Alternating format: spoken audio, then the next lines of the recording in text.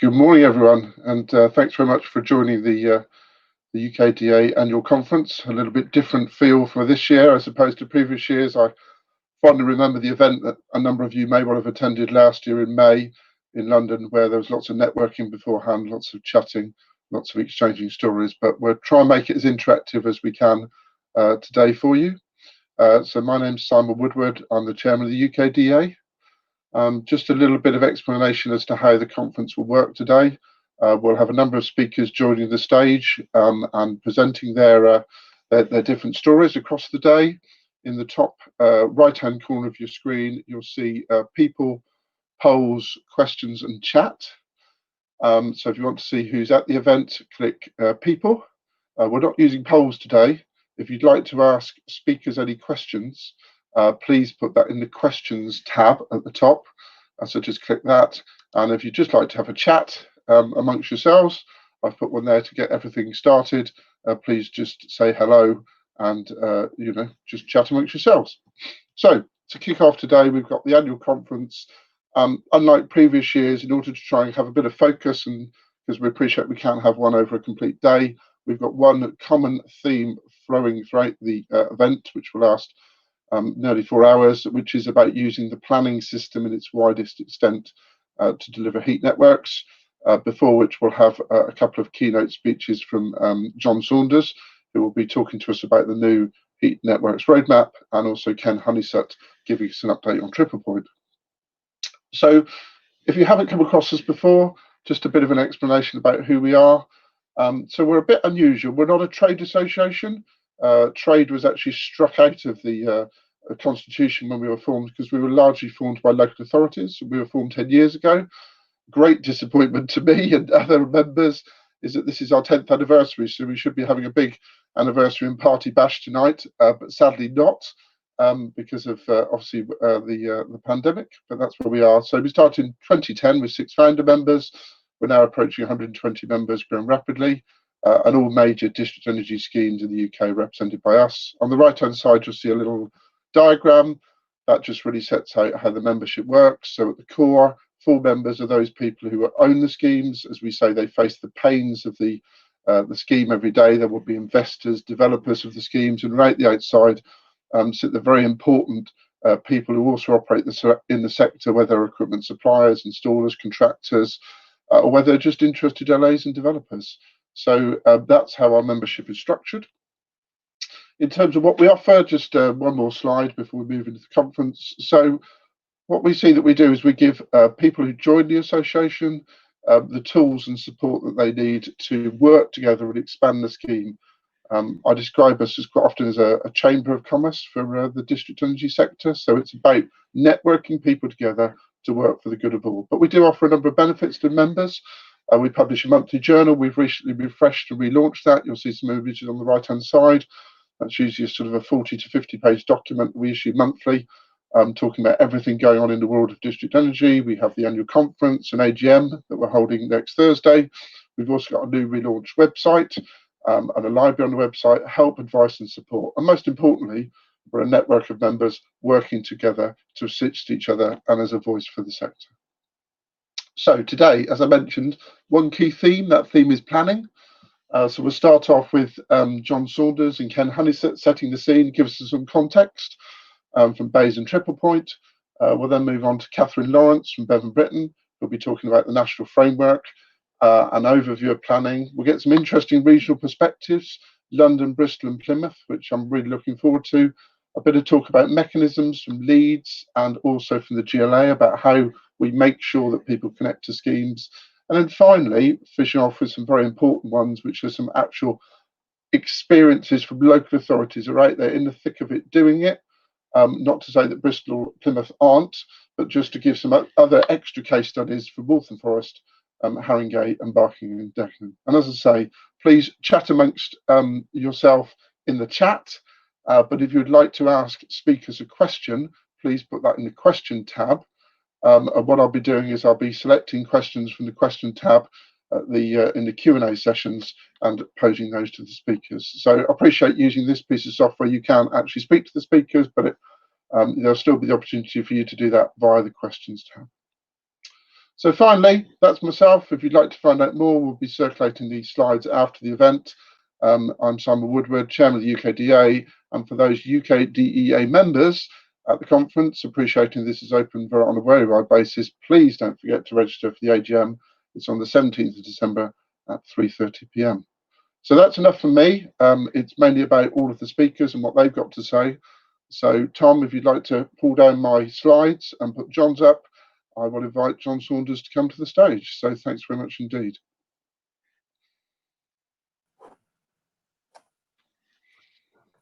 Great, thanks Simon, and very warm welcome to everyone that's joining us today. So I guess my role today is really to set the scene, set the context for the rest of the kind of excellent speaker lineup. So firstly, just an intro to me. Hi, John Saunders, Project Director for Heat Networks at the Department for Business, Energy and Industrial Strategy. So I oversee kind of all things heat networks related within the department. And I'm going to try and talk you through, give you a little bit of kind of the strategic context, kind of why we think heat networks are so important, talk you through our heat networks transformation program, and then given the theme of the day, taking a kind of broad view of planning, both in terms of the new build and I guess more of a kind of energy system planning perspective.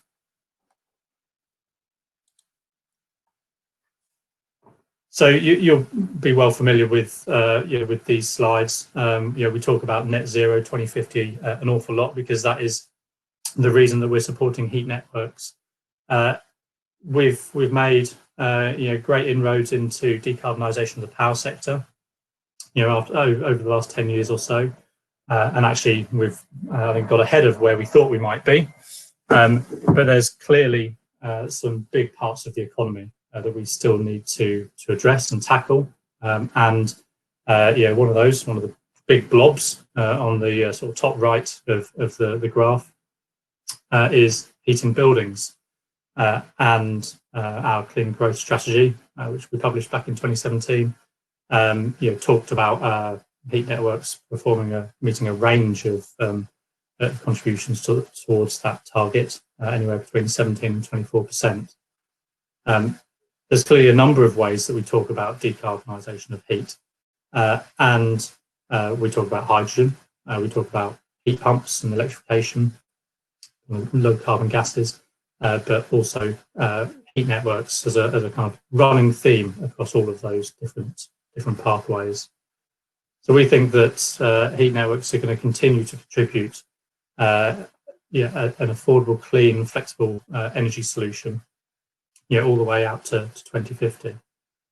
In terms of what that means for shorter term targets, many of you have seen that we announced the level of nationally determined contributions that the UK is going to be signing up to, of 68% reduction by 2030 on 1990 levels. And this is all part of the Paris Agreement. But given the fact that we're now 12 months out from COP26, which we're hosting in Glasgow, actually, UK government wanting to be a leader, as it has been to date, in climate change and net zero, have set a really exciting and challenging target for us. So that kind of bottom right graph, which tries to look at the downward trajectory of carbon to meet net zero, that it's got a bit more exciting and a bit more challenging since then. You'll also have seen the Committee on Climate Change published at their report on Carbon Budget 6. So carbon budgets are the way that we take sort of 5-year periods out to 2050, so that we can make sure that we're on track and have policies in place that are appropriate at that time. And within that, I think there's some really interesting features around heat networks and new build.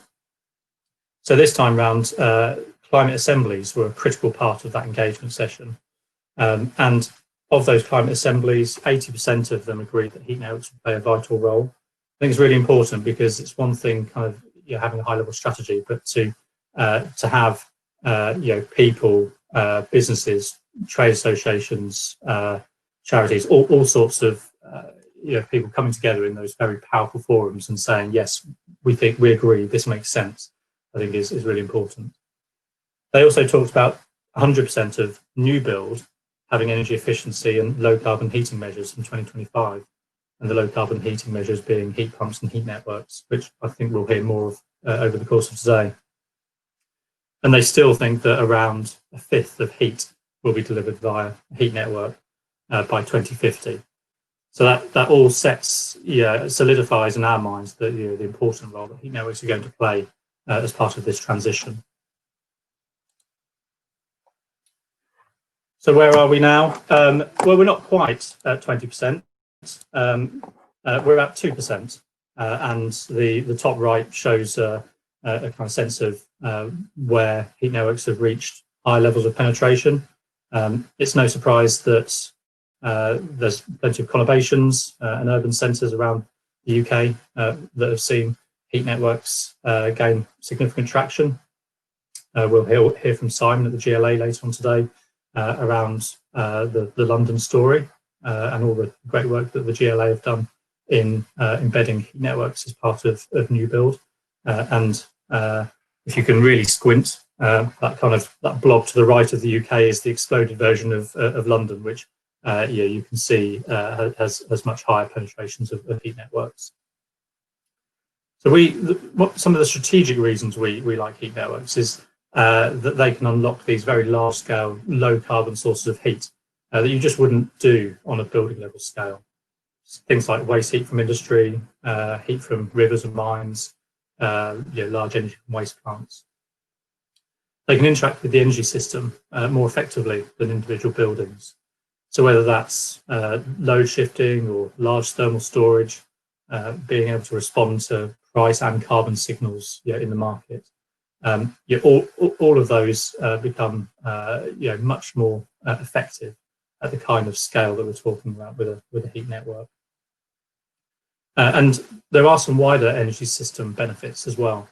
So deploying a heat network, for example, if you're looking at heat pump at a building level solution versus a heat pump on a heat network, you could see something like a 60% reduction in the peak requirement, peak power requirement that you'd need to heat those homes through what are ostensibly the same decarbonisation pathway. And so, of course, that means less costs to the energy system. You're not having to reinvest in upgrading large portions of the power grid. And by accessing some of these large-scale sources of heat, actually they can be more effective. So the performance of a heat pump, an air source heat pump on a building versus a water source heat pump on a heat network can be quite sizable. So again, increased performance, less energy required to heat our homes and businesses. So we see heat networks as a fantastic opportunity in the UK, and we tell everyone that will listen about it. We think it's a big market, and to meet the kind of growth that we're expecting, we think that we're going to need somewhere between 20 and 30 billion to do this, and that's the kind of level of investment we need to see. And so to unlock that, we need, I think, a compelling case as to why to invest in the UK. So, to date, there's been kind of organic growth, and then that's led to our ability to actually make the case, to internally, to Treasury, to elsewhere in government, to say we agree that heat networks are going to play a vital role. We want them to do more sooner and put together a package of support. I won't talk through the numbers in the blue bit at the bottom because I suspect Ken, who's on next, will dive into those. But that's essentially the impact so far of our published projects under the Heat Network Investment Project, which has been running since 2018 and will continue through to 2021, 2022. But I was going to explore a little bit more about what happens next and think about what that looks like for the 2020s. So we've got something now that we're calling our Heat Networks Transformation Programme.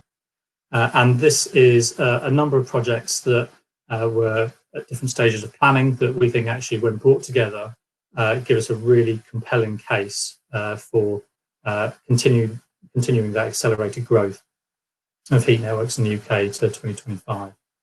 So just sort of unpackage that a little bit. We've got actually the final year of the Heat Network Investment Project, where we want to finish supporting all of the fantastic projects that we see in the pipeline.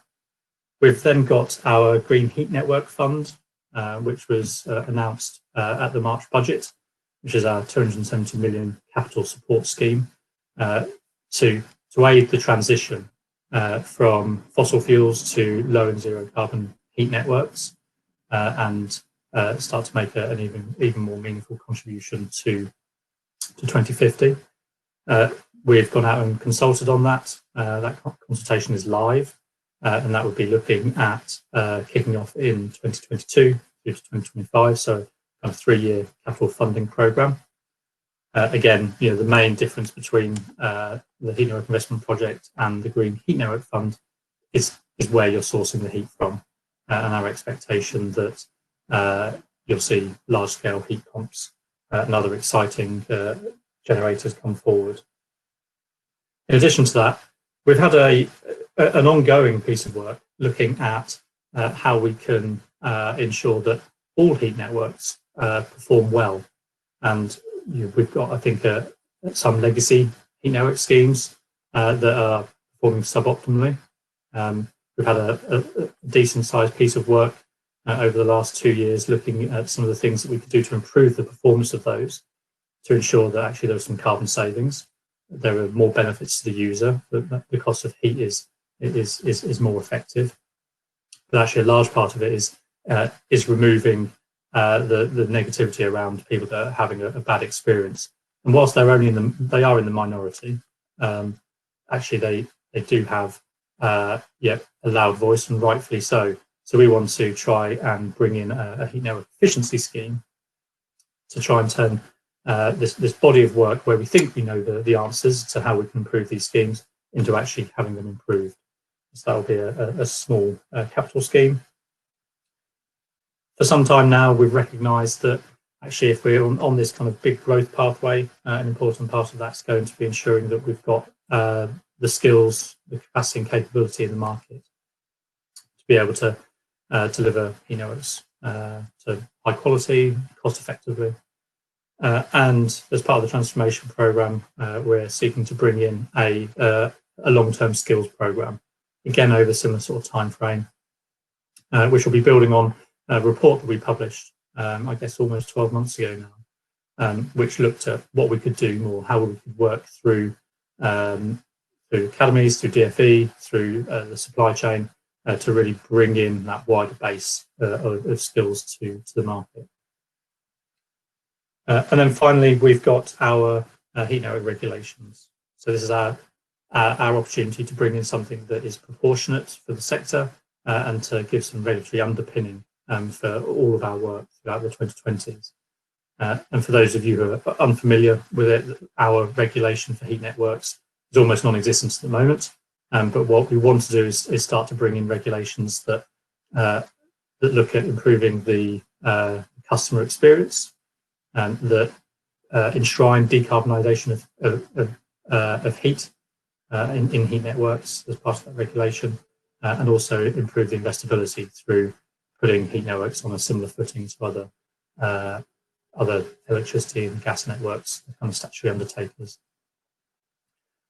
So the regulation will continue through the 2020s. The transformation programme I see as a kind of a shorter term piece to 2025. And then, well, what next? Well, actually, we've just announced our intent to consult on heat network zoning, ostensibly from 2025 onwards. But what we're looking to do here is to start to address this coordination, timing and certainty risk. So quite often we hear that we're just not sure whether buildings 5 to 10 are going to connect to the network. So actually we're just going to connect the first 5, and that's what we're going to design and invest in the heat network on the basis of. And so we see heat networks coming forward. they tend to be a bit slower, they tend to be a bit smaller because of that lack of certainty in the risk. So we want to try and provide some additional certainty around the types of buildings that would connect, when they'd connect, and have powers and enforcement and sufficient levers and triggers to ensure that they do connect in these kind of very low regrets areas from 2025 onwards. And I've talked a little bit about sort of regulated decarbonisation, which is in the sort of 2030s. So, kind of combination of all those things essentially starts to talk about our package of work throughout the 2020s.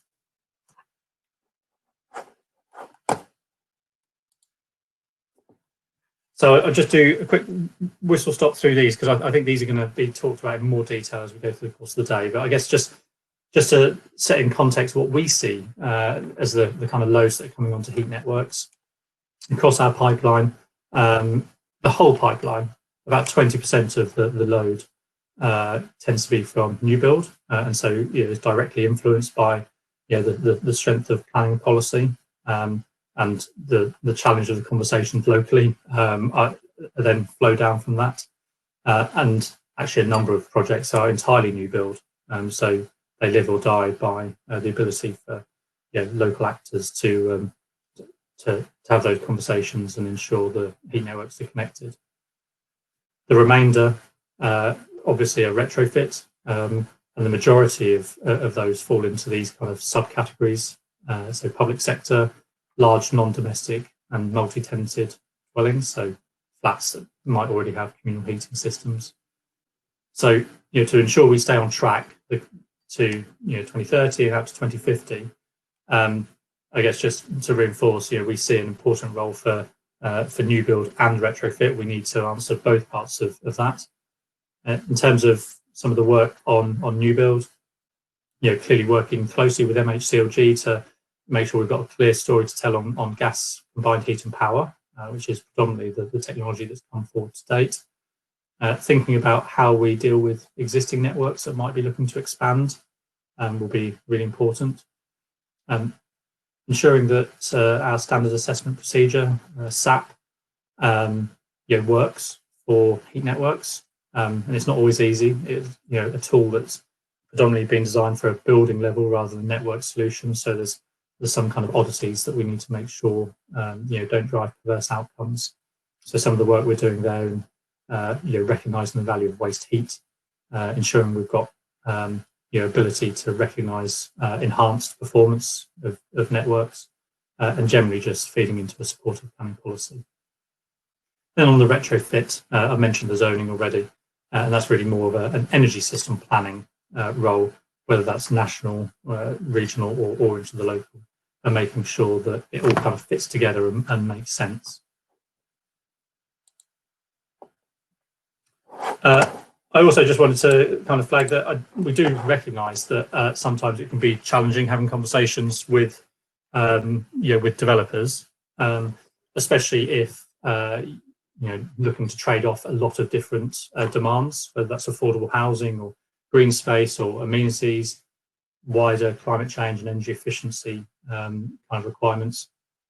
And whilst we love heat networks, we don't think that heat networks are appropriate everywhere. And actually, we wanted to try and build a kind of common language between governments, between local authorities, developers, and others, to try and work out at an early stage whether having the argument about the heat network was the right thing to do for that particular development. So we've been progressing the development of a sort of an early screening tool for a little while now. Again, working with developers and other people in the market. I won't say too much about this. I suspect that I should probably send something around afterwards just to kind of outline what it is and what it does. But essentially, it looks to compare the upfront costs of a building level solution to a network solution and consider how those costs impact the different parties. So the developer and the customer, and make sure that things are kind of clearly articulated and communicated to all those parties, so people know what they're signing up to.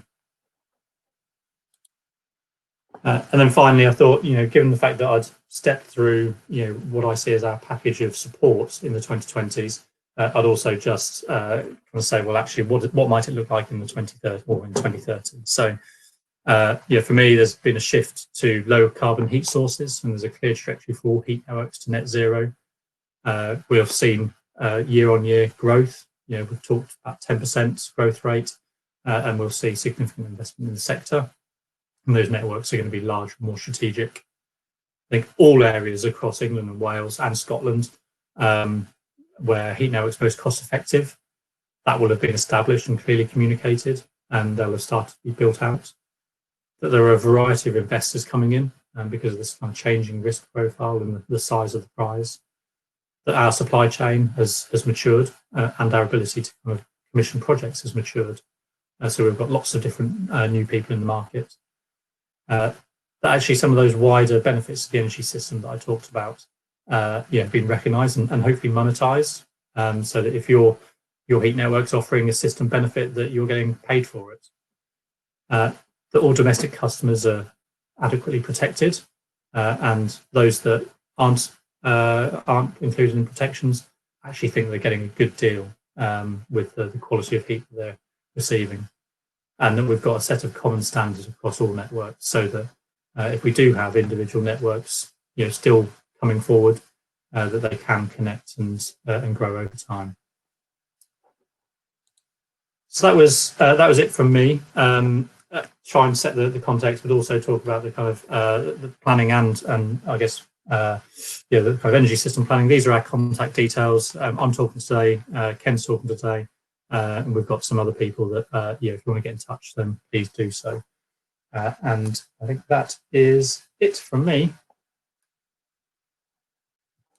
Indeed, John. That was a really good run through and gave the attendees an idea of how you see heat networks developing over the next few decades. And I can see some questions in the question boxes already, John. So if you can try and refrain from answering them by typing, if you don't mind waiting until we come back on to the actual Q&A session at the end. So if I could invite Ken to join me, Ken Honeysett from Triple Point, and Tom, if you don't mind putting Ken's media up. Okay, so I'll hand you over to the very capable hands of Ken Honeysett. Thank you. Thank you, Simon. Let's see if these capable hands can navigate the slide deck properly. Good morning, everyone. Thank you for having me this morning. It's a slight break from the planning theme of the rest of your morning. Simon had really kindly allowed me a few minutes to provide you with a delivery update for HNIP, for the Heat Network Investment Project. And somebody else is taking control of my slides. We've got demons in there. I need to go back to the beginning for you. So look, I'm not going to spend very much time telling you how to apply for funding this morning, or indeed how the scheme works. If that's interesting to you, and I really hope it is, please reach out to me directly or visit our website at the bottom of the slide there, www.tp-heatnetworks.org. So HNIP is a major government contract which will invest up to £320 million worth of capital funding in heat network projects in England and Wales. It's going to leverage in private capital too, but more on that a little later. Now, HNIP has demonstrably not been able to deliver the self-sustaining market that it was aiming for, at least not all by itself. We know already that follow-on funding in the shape of the Green Heat Network Fund will be arriving in 2022, and that the Prime Minister's plan for a green industrial revolution has been accompanied by a wall of financial stimulus packages already. We have, I think, irrefutably laid strong foundations though. We have fulfilled that first obligation to increase the volume of strategic, good quality networks. And we've seen steps, small steps though they may be, in the direction of an improved and eased supply chain as well. HNIP is gap funding. It provides grants and soft loans for both the commercialization and construction phases of a heat network development, and it makes those awards via quarterly competitions. When we talk about it being a gap, it's the gap that exists between an economically viable project, we define that as a project having an internal rate of return greater than zero, and a commercially viable project, a project that's able to bridge the gap to a level where it can be afforded and built out. We have grants, of course. We have also two loan types. We have a corporate loan, which is a loan we make to investment grade borrowers or the public sector.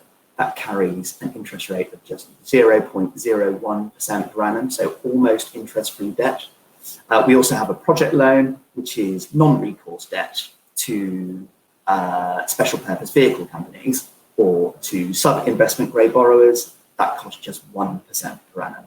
Both loans are available for repayment periods of up to 25 years. A little bit of an update on our funded projects, and you've seen some stats already. HNIP launched back in October 2018 at the start of what was then Green Great Britain Week, and we opened for funding a couple of months later in 2019. Since then, in the first 6 rounds, the first 6 quarterly funding competitions, we've been thrilled to award £125 million to 22 projects. We've done so in London, where I'm talking to you from, at Barking and Dagenham, at Meridian Waters, and at Veolia's Selchip facility. We've done so in the West Country. We've got 2 great schemes with Bristol City Council, from whom you'll hear a little later. We've done so in Wales, at sites at Cardiff and in Bridgend, and all across the north of England. I'm not allowed to have favourites, that's not the deal, but the mine water schemes at CM Garden Village and in Gateshead, which make use of our legacy coal mine workings to deliver carbonised heat, are super exciting. That they were being announced in the BBC while Roger Harriban, in the summer, while Roger Harriban from the BBC was reporting that it had been 2 months since we'd burned coal for energy here in the UK, was beautifully allegorical. John's previewed some of these. I'm going to get in trouble a little later because my numbers are a little higher than his, which makes me think we haven't given him an update, but at least we're trending in the right direction. We call this our numbers that matter slide. So when these projects get built out, our investee projects now, to whom we've made the £125 million worth of awards, that will have unlocked an aggregate capex of £337 million that will contribute to delivering 320 gigawatt hours of heat per annum to a little over 35,000 homes, as well as a number of businesses and public sector buildings. It will do so along an aggregate trench length now of 123 kilometres, and it will deliver, frankly, a pretty whopping close to 600,000 tonnes of CO2 over the first 15 years of operation of those projects. Now, if they're the numbers that matter, I think given the state we find ourselves in a COVID-ravaged country, these are probably the numbers that really matter. The Local Government Association and the Institute of Public Policy Research estimate that as many as 700,000 jobs could be created in the transition to a green economy. Better than that, they say that as many as 80,000 could be created in the district heating market alone. And we're seeing evidence of that now. Vital announced just last week that they're building a training and skills academy up in Blackburn. And we were thrilled when Leeds City Council, one of our first round success stories, told us that our funding had been an enabler of 430 new jobs already in the city, including 36 apprenticeships. All really brilliant stuff. And if driving local and national economic growth are a priority for the scheme, it's also true that it's vitally important that we inject capital and liquidity into the supply chain, the domestic supply chain in particular, firms like very many of you here today. All of our funded projects are described in detail on our website. It's the website URL that I mentioned to you earlier, tpheatnetworks.org. Do please go on there, have a read, have a look at some of the case studies, look at some of the great images that are up of these schemes that are already being built out. On that same website, you'll find some great resource. We have a really good knowledge bank being built up now. Lots of information for prospective applicants, information too on the sector, Hopefully you will find what you are looking for. If you don't, please reach out to me directly. Please go to one of our brilliant BDMs. I mentioned earlier that I wanted to touch on third-party investment because we think it's interesting. We think it takes us towards that self-sustaining market, but also because it's the bit of HNIP that is being delivered right here, literally today. You've heard John mention some of these numbers to you already, so I won't touch on them very much, except to say that it gives the context for why private capital is so very important. The Committee on Climate Change estimated that something like 42 terawatt hours of district heating could be deployed by 2030. That will take us from the 2 to 3% of delivered heat that John described today up to about 9% potentially. And that could rise to as much as 81 terawatt hours if we were to hit that magic 18% of total heat demand by 2050. Those clever sorts at the IPPR have been at it again. They reckon that to hit those milestones is going to take a capital investment of somewhere between 16.5 and 27 billion pounds. And in their white paper, Piping Hot, they specifically said that 22 billion pounds worth of private sector capital would be needed to be levered in if heat networks were to fulfill their potential. Of course, historically, and HNIP is a continuation of the fact that lots of this has been afforded by the public so far, but in this very wordy slide that I promise I'm not going to read out, I've tried to describe the fact that our public sector finances are in a pretty parlous state.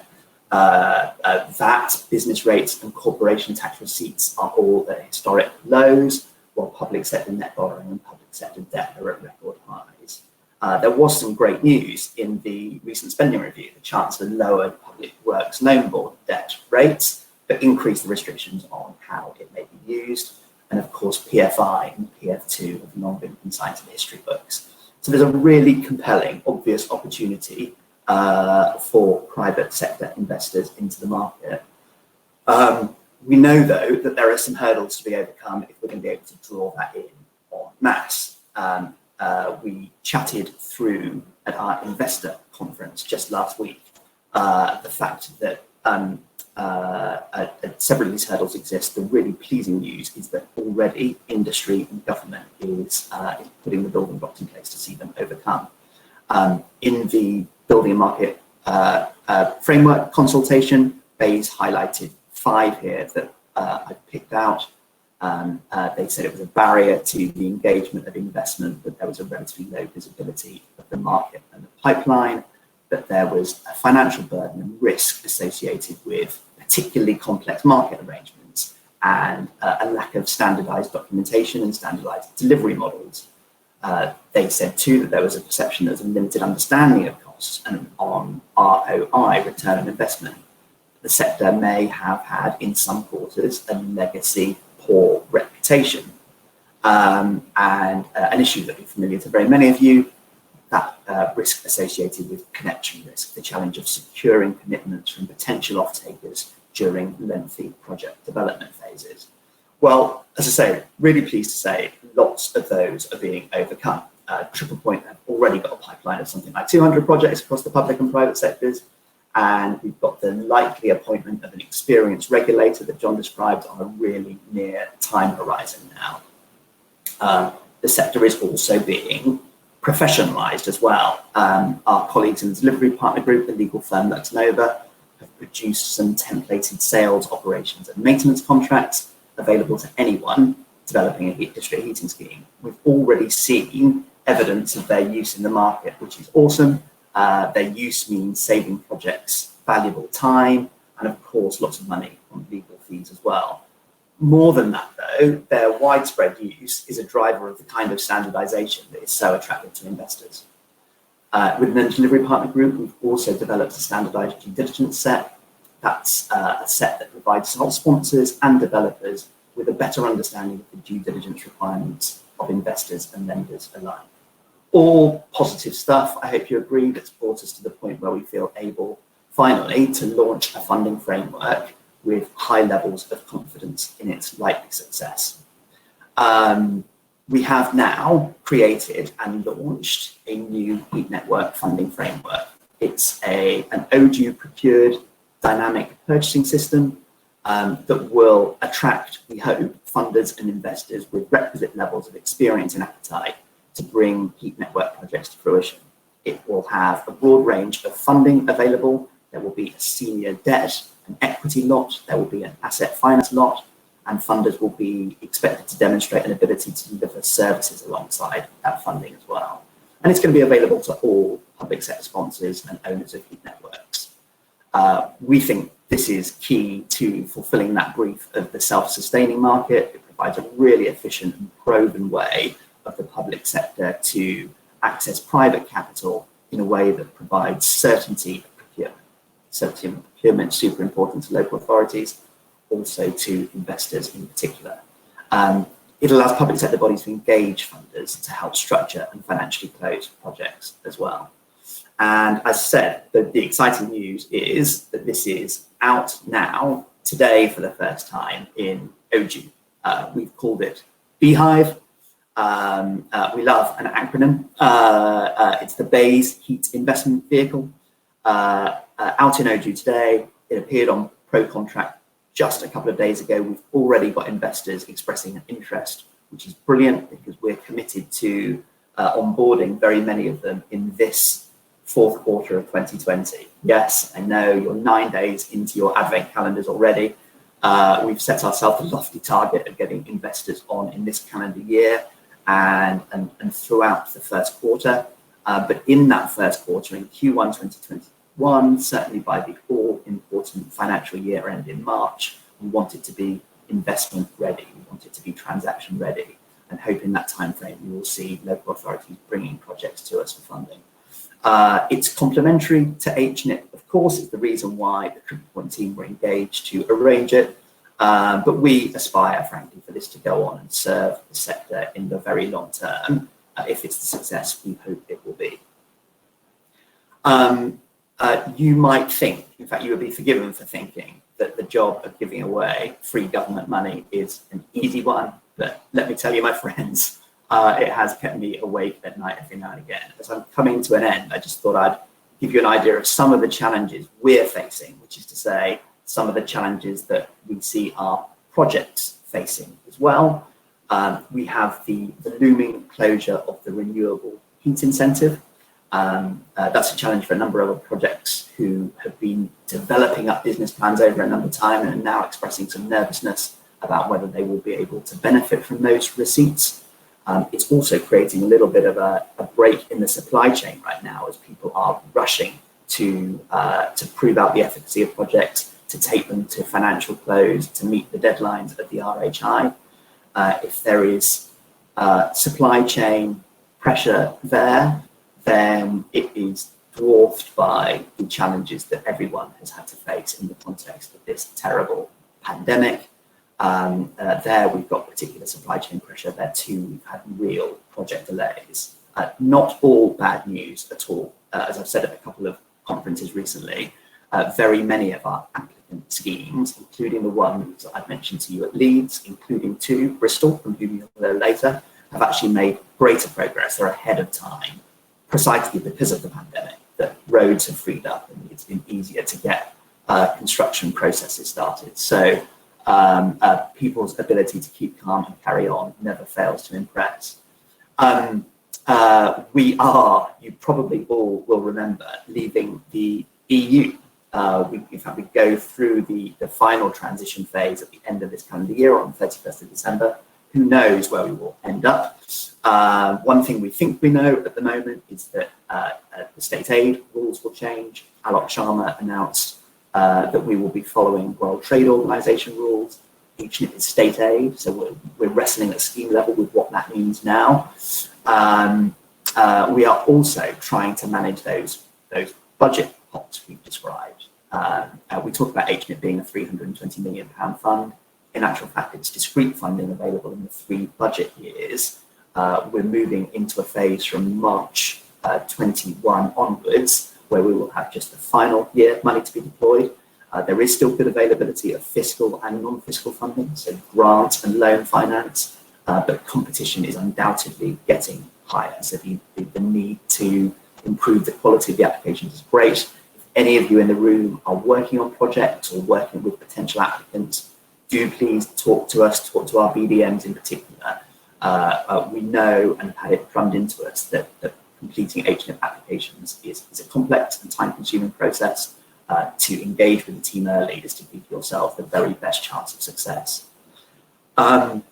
More funding for heat networks is never a bad thing, given the extent of the task ahead of us, but apparently competing forms of government funding creates, or has the potential to create, some uncertainty. We've got projects from within our pipeline pausing and telling us that they think their interest might be better served by going for funding under the Public Sector Decarbonisation Scheme because of differing scheme rules. We have projects telling us that they might be interested in waiting to see what the Green Heat Network Fund has to offer. We understand that, we understand the predicament entirely. There is a clock ticking down to the HNIP scheme end, but there is a clock ticking down to 2052. What we don't want is projects to be delayed because of uncertainty of funding sources. So if anyone's got any doubts on the right source of funding, do please reach out to us, as I've said previously. Lastly, of course, but really excitingly, we're going to be wrestling too with the launch of Beehive, our funding framework. I mentioned to you that time is running out. I really meant it. We are now approaching the third year of the scheme. Those metrics that I mentioned to you earlier were from the first 6 funding rounds. We just had our investment committee in respect of a really good, well-subscribed funding round 7. Hopefully we'll be announcing the outcome of that in the new year. Round 8 closes for full applications in less than a month now, on the 4th of January, straight after the Christmas break. So if you can't face another turkey sandwich, do please put your mind to putting in an HNIP application for round 8.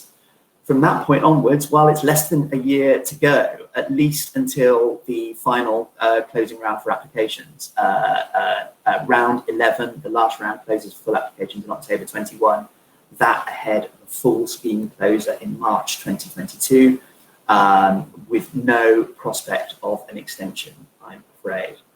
Simon's joined me, so I reckon I've got around a last slide to say there are short... I did promise you just 10 minutes. Sorry, Simon. Last slide then. If there are short-term challenges, there are definitively long-term wins. We are going to get this money spent, every penny of it, and draw in more from Beehive alongside it. It's going to be an awful lot of learnings as we grow our experience bank. We are going to deliver on those carbon savings. And really excitingly, we have seen and continue to see a real ignition of political interest in heat networks. Now, our Minister for State, Kwasi Kwarteng, has been tweeting for England about all the good works. We all, so Bays, of course, Triple Point, of course, but all of you and Simon and the association, about all the work that we're doing in developing our heat networks at pace. It is possibly, probably true that in time, a lot of our decarbonised heat will be derived from other technologies. But the Minister seems to know now that which we already know, that heat networks are the bit of the jigsaw that we can be getting on with today and must be getting on with today. And sorry, Simon, I'm all done. No worries, Ken. Thank you very much indeed. I'll give you a solo clap there, because apologies, we're all working virtually, but no, you did a brilliant job of talking us through heat networks and the support that Triple Point were offering to those. So if I'll let you leave the stage and invite Catherine to come and join me, and Tom, if you don't mind putting Catherine's media up on the stage, then I will step off and let Catherine carry on with the presentation. So thanks very much indeed. Over to Catherine. Good morning, everyone. So I'm a partner at Bevan Britton, and I deal with planning law and particularly work closely with our energy team. What I'm going to do today really is just set the scene in terms of the planning policy framework that's in place at the moment, and give a bit of a commentary on how that supports and perhaps hinders sometimes the development of district level heat networks. So just to set the scene, I thought I would start off by reminding everyone of how planning decisions are made. And the overriding principle is that planning applications should be determined in accordance with the development plan, unless there are material considerations that indicate otherwise. So in terms of the development plan, what is the local plan?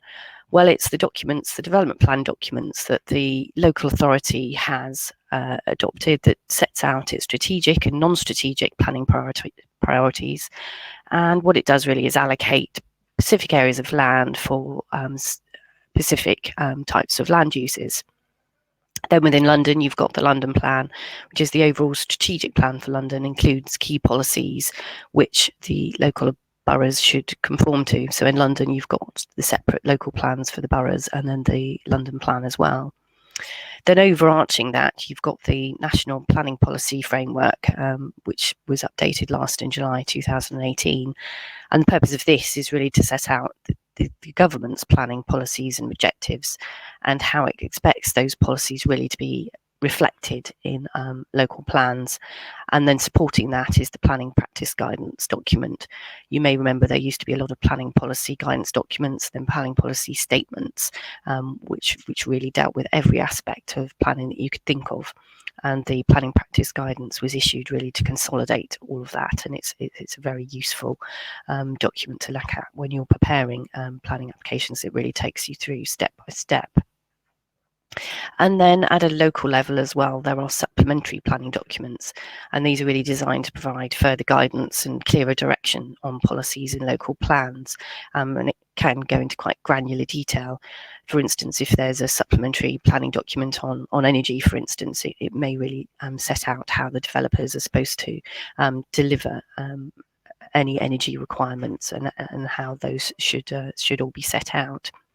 So, as I've said, planning applications have to be determined in accordance with the development plan unless there are material considerations. And one of those could be where the overarching policies in the planning policy framework perhaps conflict with those in the local plan. Local plans can take often 7 years from starting through to being adopted, and so it can take some time for policies to work through and to reflect what is in the National Planning Policy Framework. So generally, if there is a conflict between the planning policy framework and local plans, then it should take precedence, but that's quite a complicated area, I would say. So in terms of when you get a planning decision, what might that comprise? You've got your decision notice, which will usually be subject to planning conditions. And the purpose of conditions really is to make unacceptable development acceptable, and any conditions that are imposed should be necessary, reasonable and relevant to the development. And they usually cover all sorts of things such as specific design details for that development, landscaping, highways matters, all sorts of things. And then you also may have a Section 106 agreement as well. And that, again, its purpose really is to set out obligations that will mitigate the impact of the development. And again, that can be a whole range of obligations. It can be contributions towards the delivery of infrastructure, actual obligations to deliver infrastructure, highways matters, and all sorts of things. And then sitting alongside that as well, there may be infrastructure agreements that have to be entered into. For instance, if you've got to do some works to the highway, you may need to enter into a Section 278 agreement to allow you to go onto the highway to carry out those works. Or there's also Electricity Act and Section 104 agreements under the Water Industry Act, which will deal with adoption of any drainage that might be required. So that's really just to give you an overview of the planning process, so to speak. So now I just wanted to turn really to where the planning policy support is for the delivery of energy and heat infrastructure. And that can be found in the National Planning Policy Framework document that I referred to. First of all, there's quite a general obligation in paragraph 24, and that requires local authorities to have strategic policies which really set out an overall strategy for the development of energy and heat infrastructure, and requires there to be sufficient provision for all types of infrastructure, but most importantly, including infrastructure for energy and heat. There's also more specific support at paragraph 151, and that paragraph says the policy should be there to help increase the use and supply of renewable and low carbon energy and heat. And plans really should identify opportunities for new developments to draw their energy supply from decentralised renewable or low carbon energy supply systems. So that's the overarching government support within the planning policy framework. I think many think there's perhaps not quite enough teeth in that to require developers to think about delivering energy and heat infrastructure in the developments. But I think the problem that local authorities often face and developers is often a question of viability and deliverability. So at a local level, many local authorities will have detailed policies which really attempt to introduce into their areas requirements for the delivery of district heat networks. Not all local authorities have done so. Sometimes, there are numerous hurdles as to why this hasn't been done, but there are many who are proactive, and I'll just run through a few who really approach this challenge in various different ways. I know several of the later speakers are going to touch on a lot of these schemes in more detail, so I won't cover it in huge detail, but just to give you a bit of a flavour. So in Stratford-on-Avon's core strategy, for instance, which is one of their development documents, they've designated specific district heating priority areas where new development is required to provide infrastructure for district heating. So if development comes forward in one of those priority areas, they are required to consider infrastructure for district heating.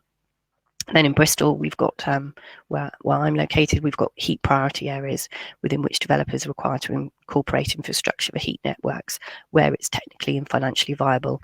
And I know we're going to have a bit more of a presentation on that from Paul later on. Another approach as well is some authorities have identified, we just slipped on that. Some authorities have identified that schemes aren't really coming forward, so they've decided to take in the initiative, and in Leeds, where there was insufficient private sector funding for these schemes, they really earmarked public buildings and social housing to be the first anchor load of connections in the development of a city's heat network, really to kickstart the heat network in that city. Then in Addo District Council, they've got local plan policies which set out very clear expectations really as to how they expect new developments to connect into district heating networks. But they've also got a supplementary planning document, which I referred to those documents earlier, which really sets out very clearly the principles and also gives some guidance to developers about how they should best structure their approach to meeting those policies. Then, of course, within London, there's really quite clear requirements and policies within the London plan, particularly at policy 5.5, which requires 25% of heat and power to be delivered through localised, decentralised energy systems by 2025.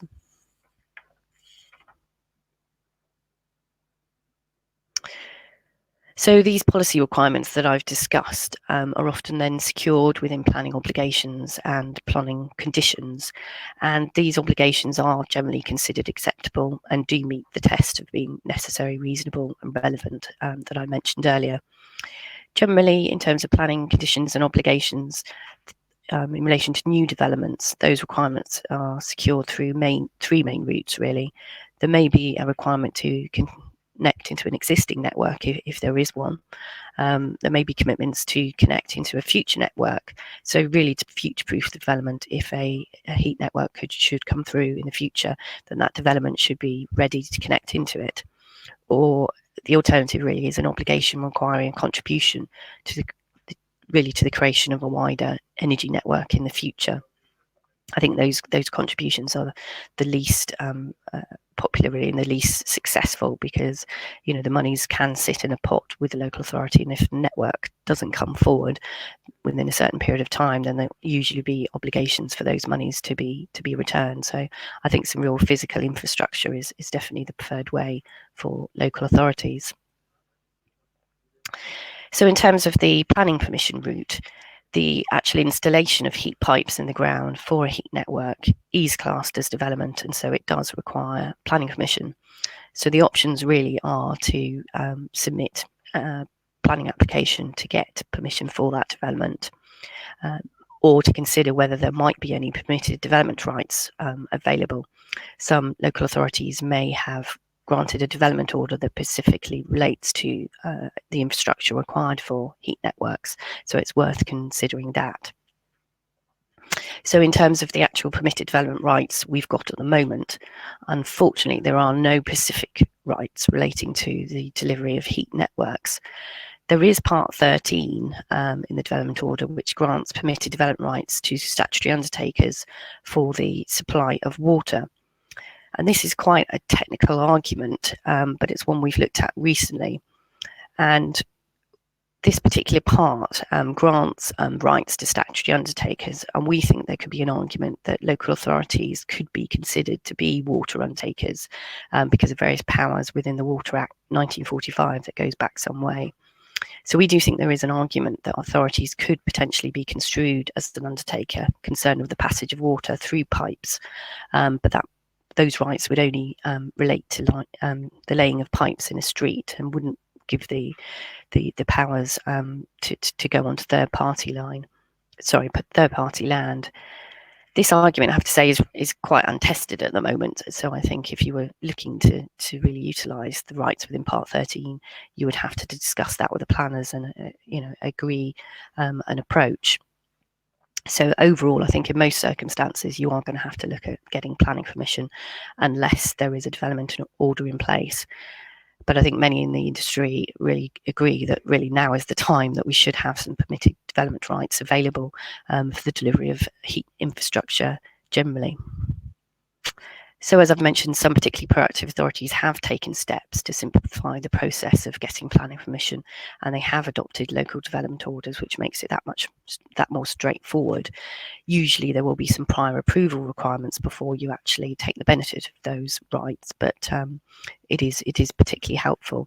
A couple of examples here is East Devon District Council quite recently, in July of this year, adopted a local development order, and that grants unified permitted development rights for underground pipes and cables and some minor above ground development, subject to some fairly minor approvals. And also Newham Council has also introduced a local development order for the purposes of the London Thames Gateway Heat Network. I know there is a section on I think there is a section on local development orders later, so I won't touch on that too detailed. I just wanted to mention this in passing. Actually, it's not strictly related to the topic that we've got today, but I just wanted to mention that where you need to get planning permission for works relating to district heat networks, you still may need to have to acquire rights on third-party land if infrastructure is going over land that's not owned by the local authority. And it's just to bear in mind that if you can't reach agreement with the landowners to acquire those rights, then you could look at exercising compulsory purchase powers, which are set out in section 13 of this piece of legislation.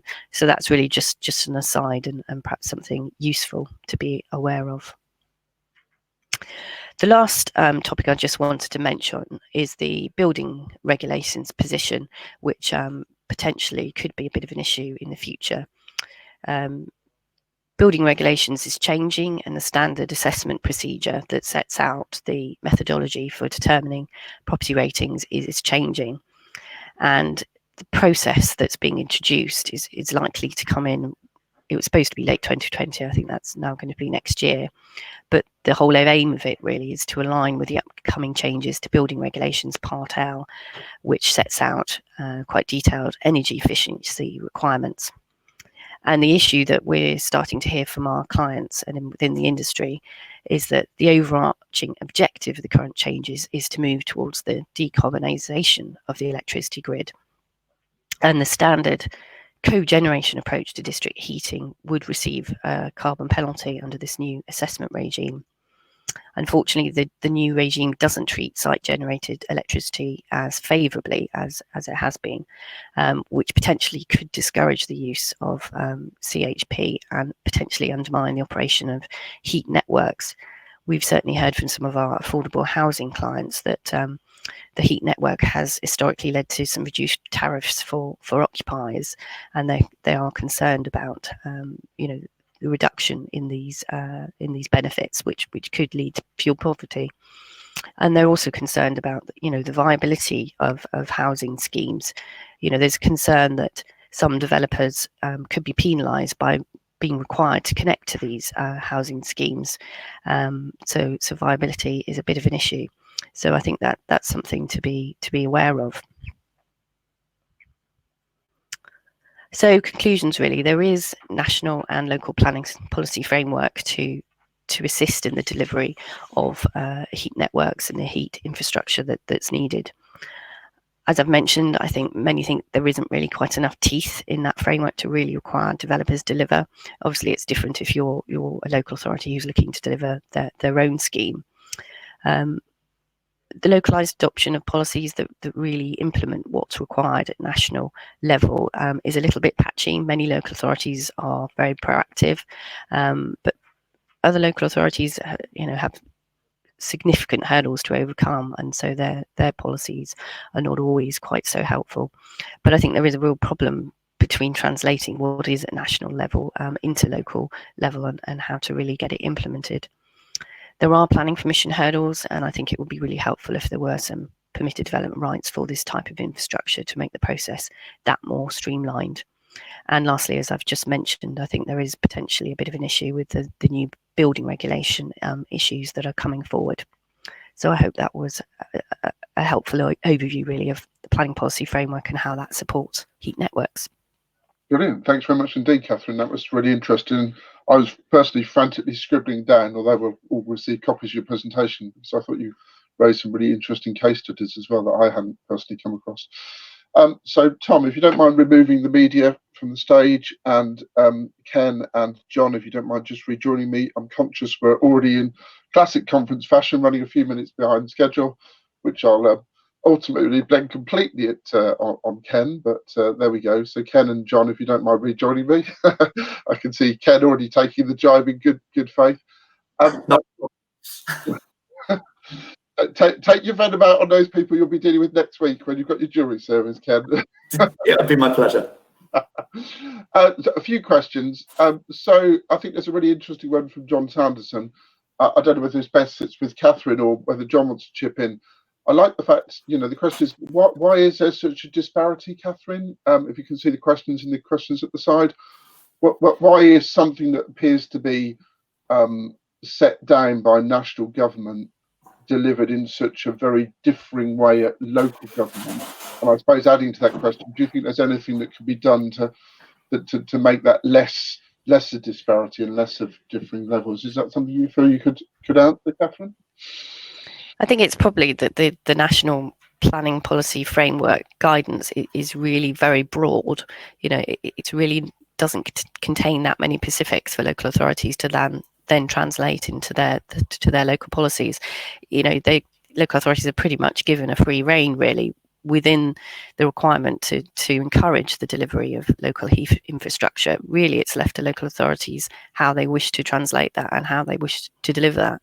And I think perhaps the guidance could be, more robust, more far-reaching, really, to give local authorities more of a steer, and to also perhaps give them a bit more teeth as well, because time and time again it comes down to deliverability and viability, and often it's very low in the pecking order. And I think if local authorities had a bit more teeth to really require developers to support it, it would be really helpful. Okay. No, thanks very much indeed, Catherine. John, did you want to chip in on that? And also, I can see there's 3 questions specifically for you about HNIP Green Heat Network Fund, the role for CHP, which touches on the point Catherine's made, and also about the 2028 for future homes. So if you don't mind trying to pick up answers to those questions, I'd be most grateful, John. Well, in that case, I'll probably leave Catherine and her response on the first one. Sort of important differences between HNIP and the Green Heat Network Fund.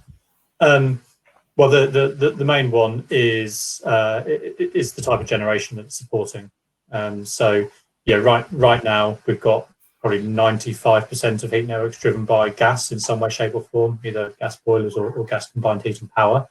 We're supporting plenty of gas CHP schemes in the heat network investment project, but actually the balance has shifted. It's probably around 50-50 between those and of heat pumps, energy from waste plants, the sort of lower carbon technologies. And the Green Heat Network Fund makes that next transition. So gas will be constrained to either kind of start-up plant or backup and peak plant. But the majority of heat would be provided via other technologies. So that's the main difference at the moment. We've been, our consultation's out at the moment. We've been managing something else, which is kind of where the funding goes into, and whether it goes into the generator, the distributor, or both. And we're still working through that through the consultation process. But broadly speaking, it's looking to do the same kind of stuff, which is support heat networks. It doesn't quite have the same kind of way of operating in terms of this kind of gap funding, idea that we came up with for HNIP. But there's more in the consultation document, but those are the kind of large differences. Okay, and the CHP, the role of CHP in the short term for heat networks, John? Yeah, so we continue to do more work with industry and with our trade associations to kind of have a definitive position on gas CHP, one that's reflective of a rapidly transforming energy system. So clearly we've seen decarbonisation of electricity happen sooner, so that the benefits of gas CHP from an environmental perspective have reduced. We think there's going to be a tipping point at some point where they're just not effective from a carbon perspective, although we recognise they're still effective from an economic perspective. There's a consultation planned. I think it's still slated for later this month, which sets out where we think those numbers have got to. Broadly speaking, I think gas CHP is going to continue to play a role in the short term. And actually, there's some really interesting models. I think there's one in Germany where actually they've started using carbon rather than kind of economic indicators to drive gas CHP. So constraining them to those times when they know the grid is dirtiest.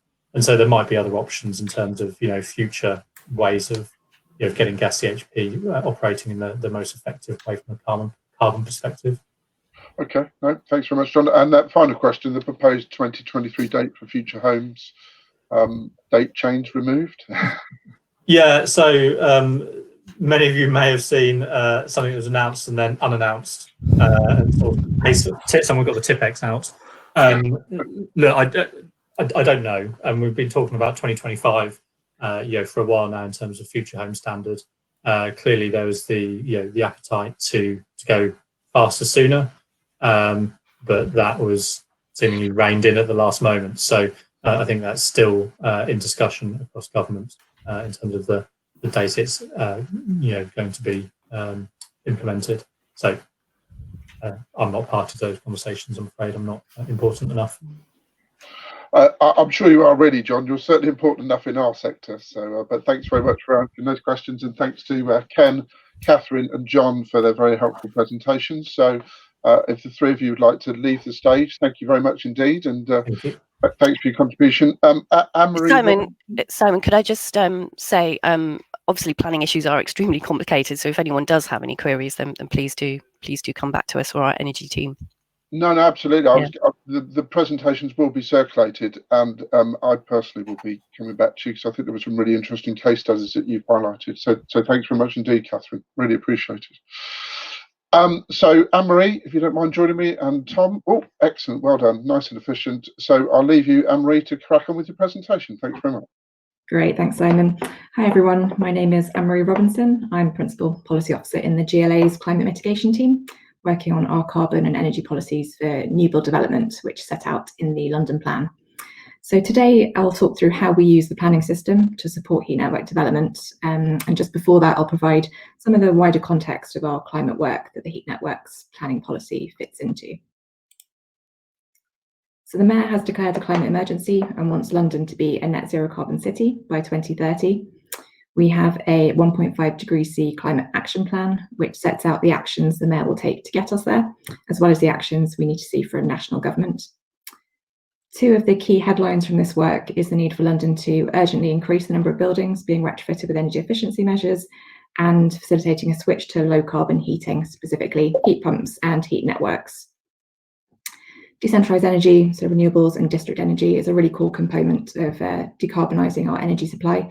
And we are aiming to increase this supply to 15% of London's energy demand by 2030, currently around 2%. So it's a really massive scaling up that we need to do there to achieve our net zero aims.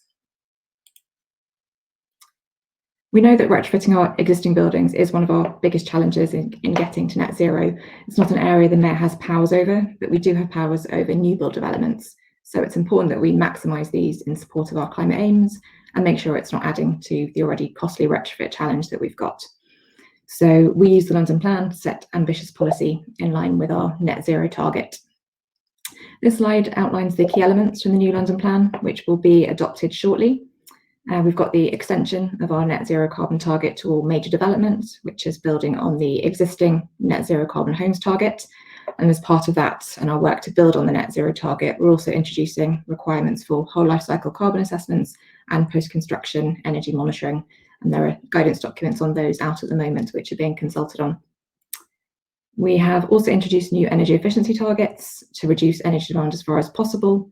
And the new London Plan continues to promote and encourage low carbon heat networks and renewable technologies, such as heat pumps and solar PV.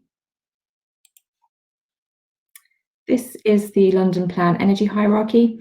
So planning applicants are expected to meet our net zero carbon target, which is a minimum 35% carbon improvement on building regulations, with the remainder being offset.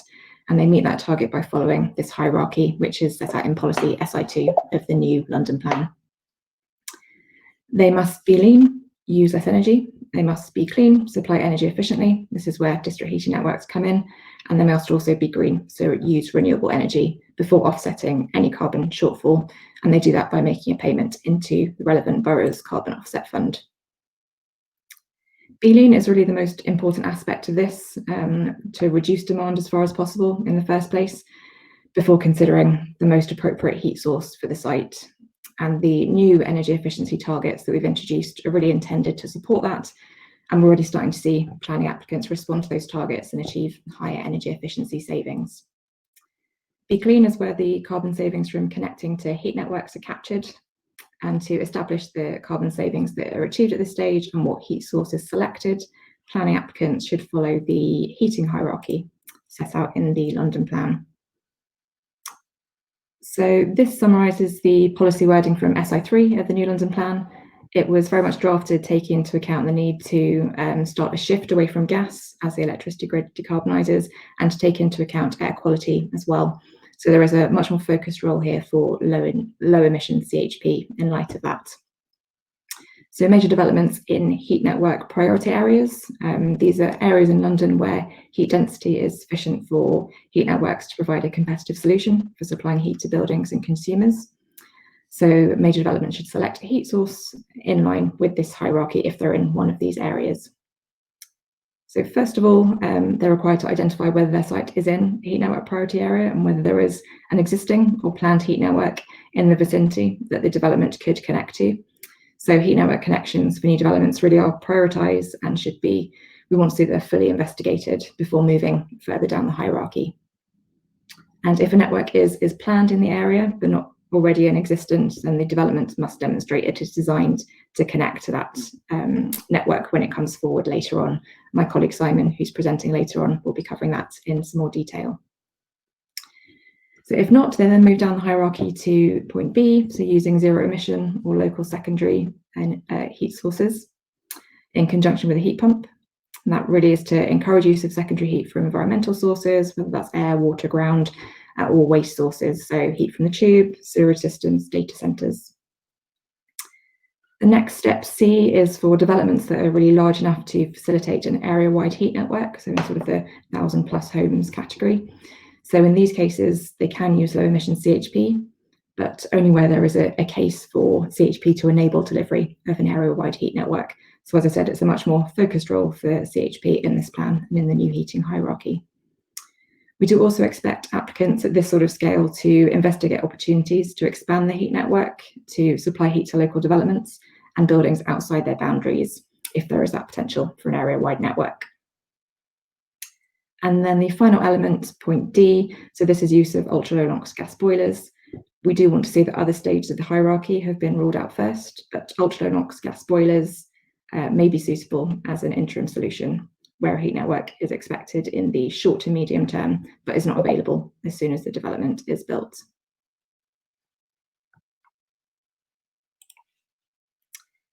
So one of the tools we've developed to support planning applicants is the London Heat Map. So this is an online map developed in conjunction with London boroughs to identify where heat is used in the city and where heat networks could be located. It incorporates heat mapping studies from across the boroughs, and it's really designed to help developers and London boroughs create and locate networks. So applicants can use this to plot their site, identify whether they're in a heat network priority area and whether there are any networks nearby that they could connect to. And it's also a tool that can be used to identify how much of our existing building stock could be connected to new or existing networks, which is where we get real opportunities for carbon savings when we can connect existing buildings to those networks. So this slide is a screenshot of that tool. There are various layers on the left-hand side, which may be a bit small to see, but includes layering in terms of the heat map study areas, the heat network priority areas, and the air quality management areas. And this next slide just shows you, this is the layer for the heat network priority areas.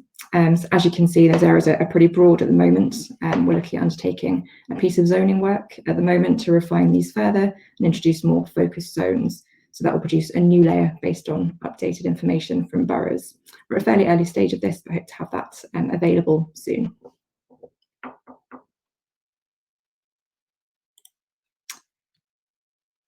And then finally, I wanted to outline the work we've been doing to support heat network decarbonisation plans.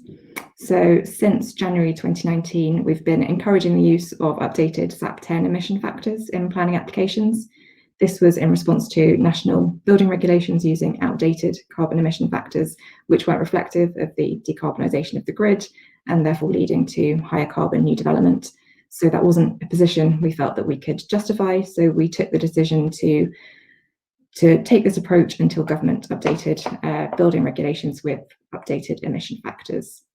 However, we are continuing to allow the older SAP 2012 emission factors at sites that have potential to connect to a district heating network, which are typically gas engine CHP, because of the benefits district heating networks can have in terms of establishing a flexible energy system for managing demand, making more effective and efficient use of energy at scale, as well as their ability to make use of secondary energy or waste heat sources, and for decarbonising supply to multiple consumers, in particular those in existing less efficient buildings, as lower carbon heat sources come onto a network over time. So as part of this work, we sent letters to all the main heat network operators in London, requesting the submission of a decarbonisation plan, which would then allow us to accept SAP 2012 emission factors for any new sites that may be connecting to them. So this table here is just a high-level summary of what we're expecting to see from network operators. So we want to see a clear commitment to investigate all options for decarbonising the network, including the timings for that. We want to see evidence of studies to outline which options should be pursued, and also which funding sources have been investigated, whether that's HNIP or GLA funding through our new Local Energy Accelerator programme, which launched recently. And as we've heard earlier today, other funding sources coming forward, which is good to hear.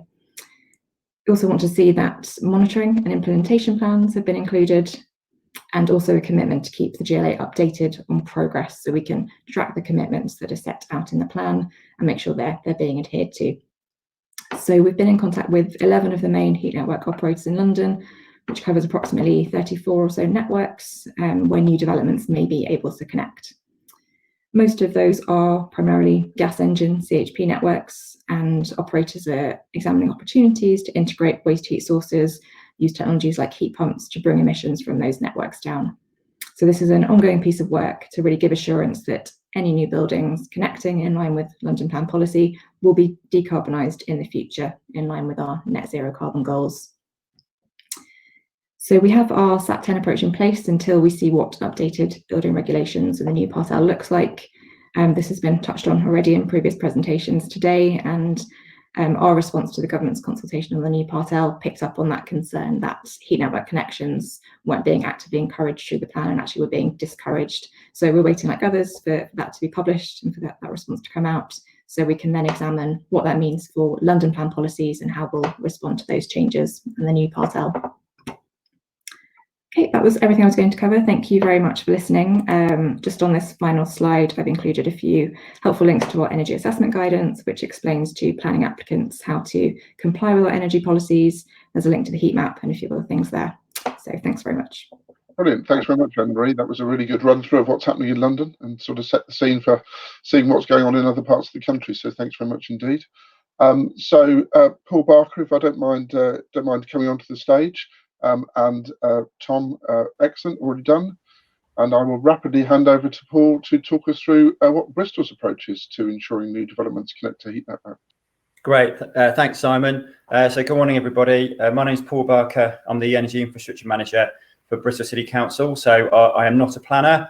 I'm on the development side of the council, and we're actually developing our own heat networks. And so that's where I'm coming from in terms of the discussion. So but basically going through a little bit of where we've got to ensuring new developments connect to our heat network.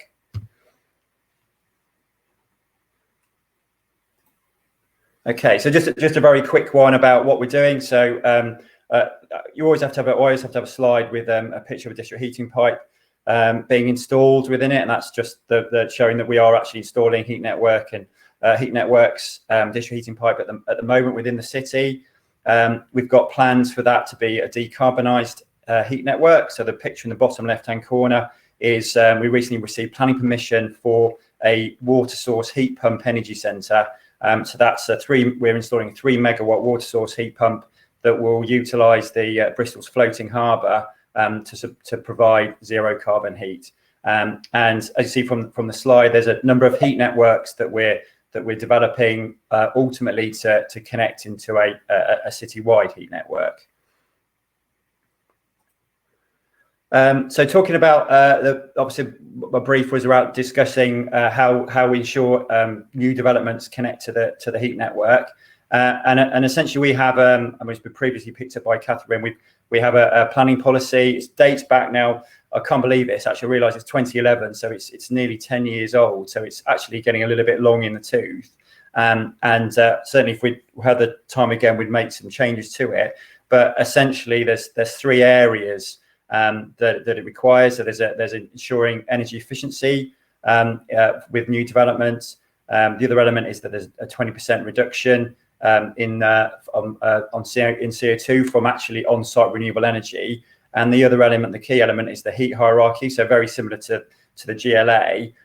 And what we've said, and this is the top red box there, is that within heat priority areas, major development will be expected to incorporate, where feasible, infrastructure for district heating, and will be expected to connect to existing systems where available. I think I'd like to strike out the where feasible myself, because obviously that does happen. We do get developers that do not want to connect to the heat network. They do find it a hassle, so they will try their darndest to get out of it. So certainly things that we would look to do if we had an opportunity to refresh our policies going forward.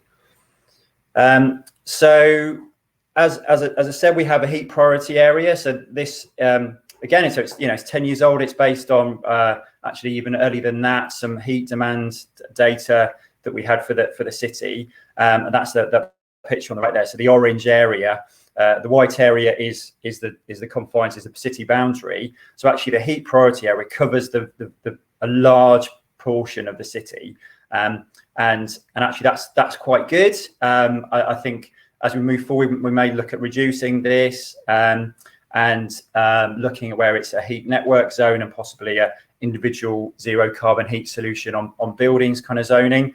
So that's something we're looking at. But having it quite good, quite large, enables the council to look at those new developments and decide, yes, okay, this is what it's not an area that we are developing a heat network. It could well be in the future. So we would expect at least a district heating ready solution. But if it's an area that we think actually it's low density housing, it's unlikely to be an area that we will develop a heat network, then we'll allow them to move down the heat hierarchy and ideally provide a zero carbon heat solution on that development. And I think that's the great thing, albeit it does mean that there is a resource requirement for the council to have somebody or a team available to do that assessment.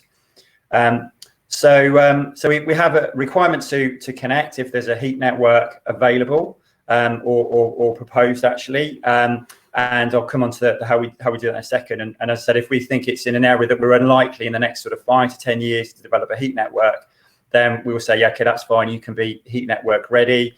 And essentially what we're pushing for is that is a communal heating system if it's a residential development.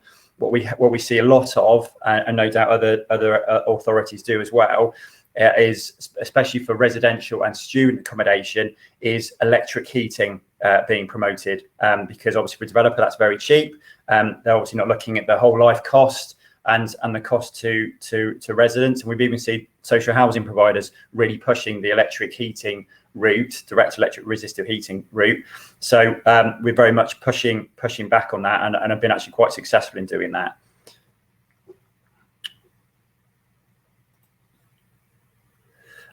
So I'd said that we have had very good success with actually ensuring new developments connect to the heat network.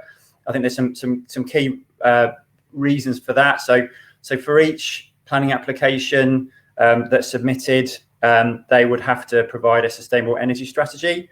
That is then reviewed not by the planners, but actually by a small team who is a part of our sustainable city team. So they review those strategies. So they have a certain level of expertise to review those and provide advice to the planners. So it's not the planners having to be an energy expert. They've got somebody to lean on. And equally, because the heat network development team is within the city council as well, my team is that we're able to both support the sustainable city team with their advice and also planners. So I mean, yesterday, for example, I was on a call with a developer who did not want to connect, to sort of push the rationale and to combat some of the regular questions we get about why we want them to connect to the heat network. So I think the other big bit of success is the fact that we use Section 106 agreements to ensure heat network connections more so than planning conditions, and that's what I'm going to come on to now. So before I start going through this, so we initially it was planning conditions that we generally that the planners would put on a development in terms of requirement to connect to the heat network. But actually, and interestingly, it was a developer who initially said, actually, I'd like it. Can we have it as part of a Section 106, please? And I think the reason why they wanted it in the Section 106 is it did then require the council to deliver the heat network to that site by a certain date. So it's almost a sort of contractual on both sides. And actually, we've used that now. It allows us for a much stronger requirement for developments to connect. And so within that Section 106, we say that they can't commence their development until a connection agreement is in place. So effectively, that they've signed up to a heat network connection. There's a contract in place with ourselves. And this is another key one, is that we want to see, it's ensuring the building heating system is installed in full compliance with the technical standards. So certainly with residential, we are expecting and we're reviewing their building heating systems to make sure they comply with the CIBSE code of practice, because we have seen in the past, and unfortunately we still see it now, very poor secondary heating systems that are either uninsulated, will overheat, and just poorly designed generally, oversized, all the issues that CIBSE code of practice, which is around the design of heat networks, including secondary networks, so the pipe within, so this is the pipe within buildings. We're seeing that, and that's what that is to address. So, and that's been very successful in us pushing decent design. It shouldn't be part of a planning requirement. Ideally, this is something that's picked up by building regs, but I feel this is a hole within building regs that until it gets filled, we need to step in on that one. So we also require them to be essentially to be ready to connect to the network, provide us with regular updates, and also vice versa. And it's partly, again, is that a development could receive planning permission, and we've seen some developments that between actual planning permission and actually starting on site is at least 5 years. By which time, if we'd have said, yeah, you don't need to connect to the heat network, there isn't one in the vicinity, actually by the time they're ready to commence the development, the heat network is in the ground and actually outside their door, as it were. So it allows us to, within the Section 106, that at key points, that they would come to us and say, right, is your heat network going to meet our delivery timescales?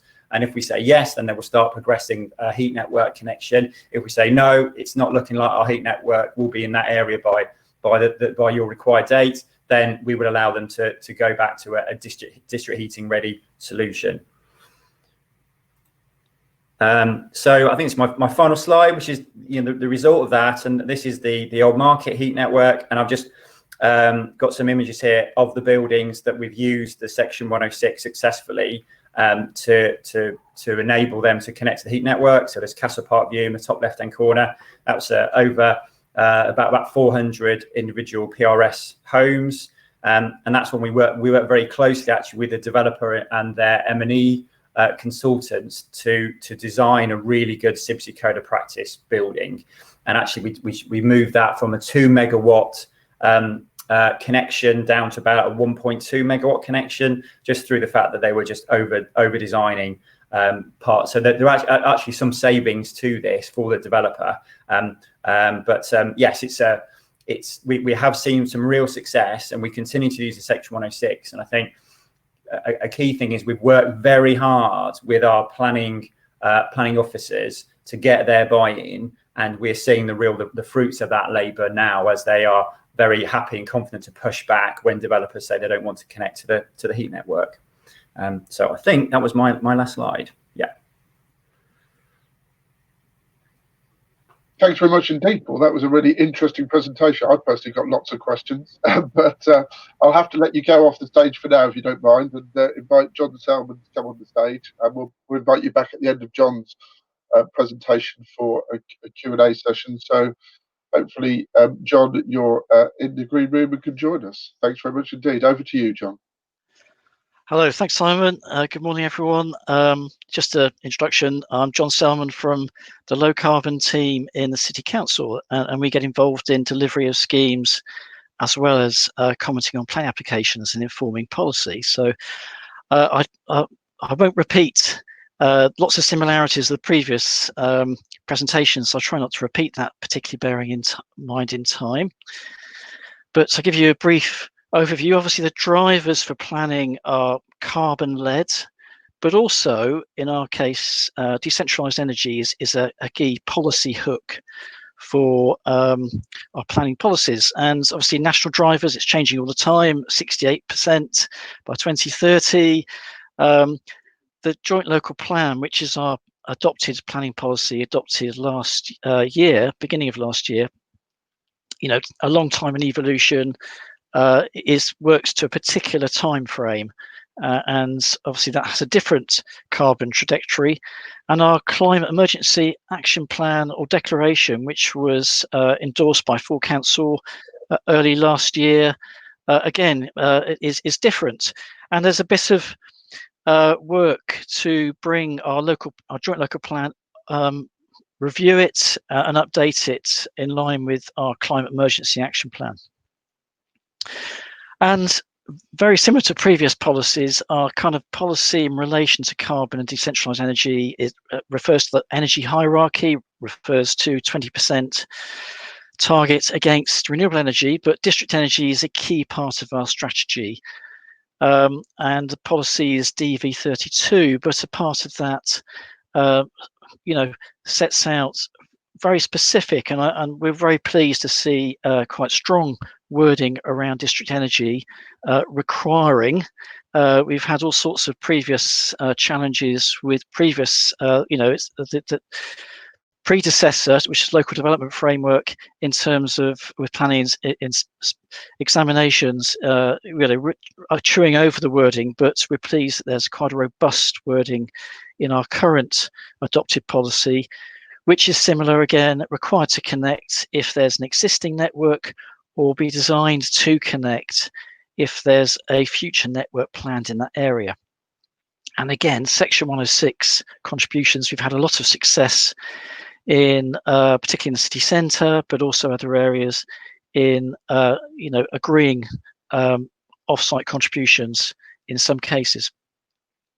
And the key thing about planning is that it does rely, we have to justify the planning policy, which is why, one of the questions was, why is there not a standardized policy across all local authorities? Every local authority has to produce its own plan, which works to a different time frame, usually because they're adopted at different times. But it has to be dependent on us providing an evidence base to support that, which is a locally derived evidence base. The economics vary across the country.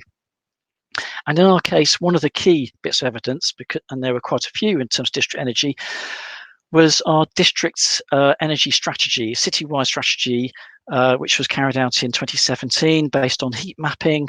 Again, HNDU supported us in this, and that came up with this notion of district's energy opportunity areas, which in the plan you can see identify green, picking out some key heat sources, energy from waste plants, medical energy from waste plants in the north of Plymouth, our main energy from waste plant, over to the west in Barnbarton, currently supplying the dockyard with heat, but obviously capable of supplying a much bigger area of Plymouth.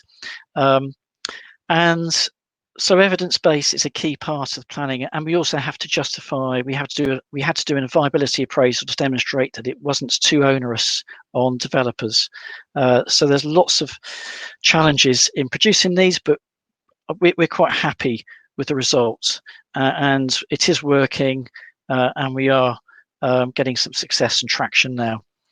But obviously, that's still quite high level. So the supplementary planning document that underpins that, provides a lot more detail. It doesn't set policy, but it gives a lot of guidance, particularly in terms of district energy.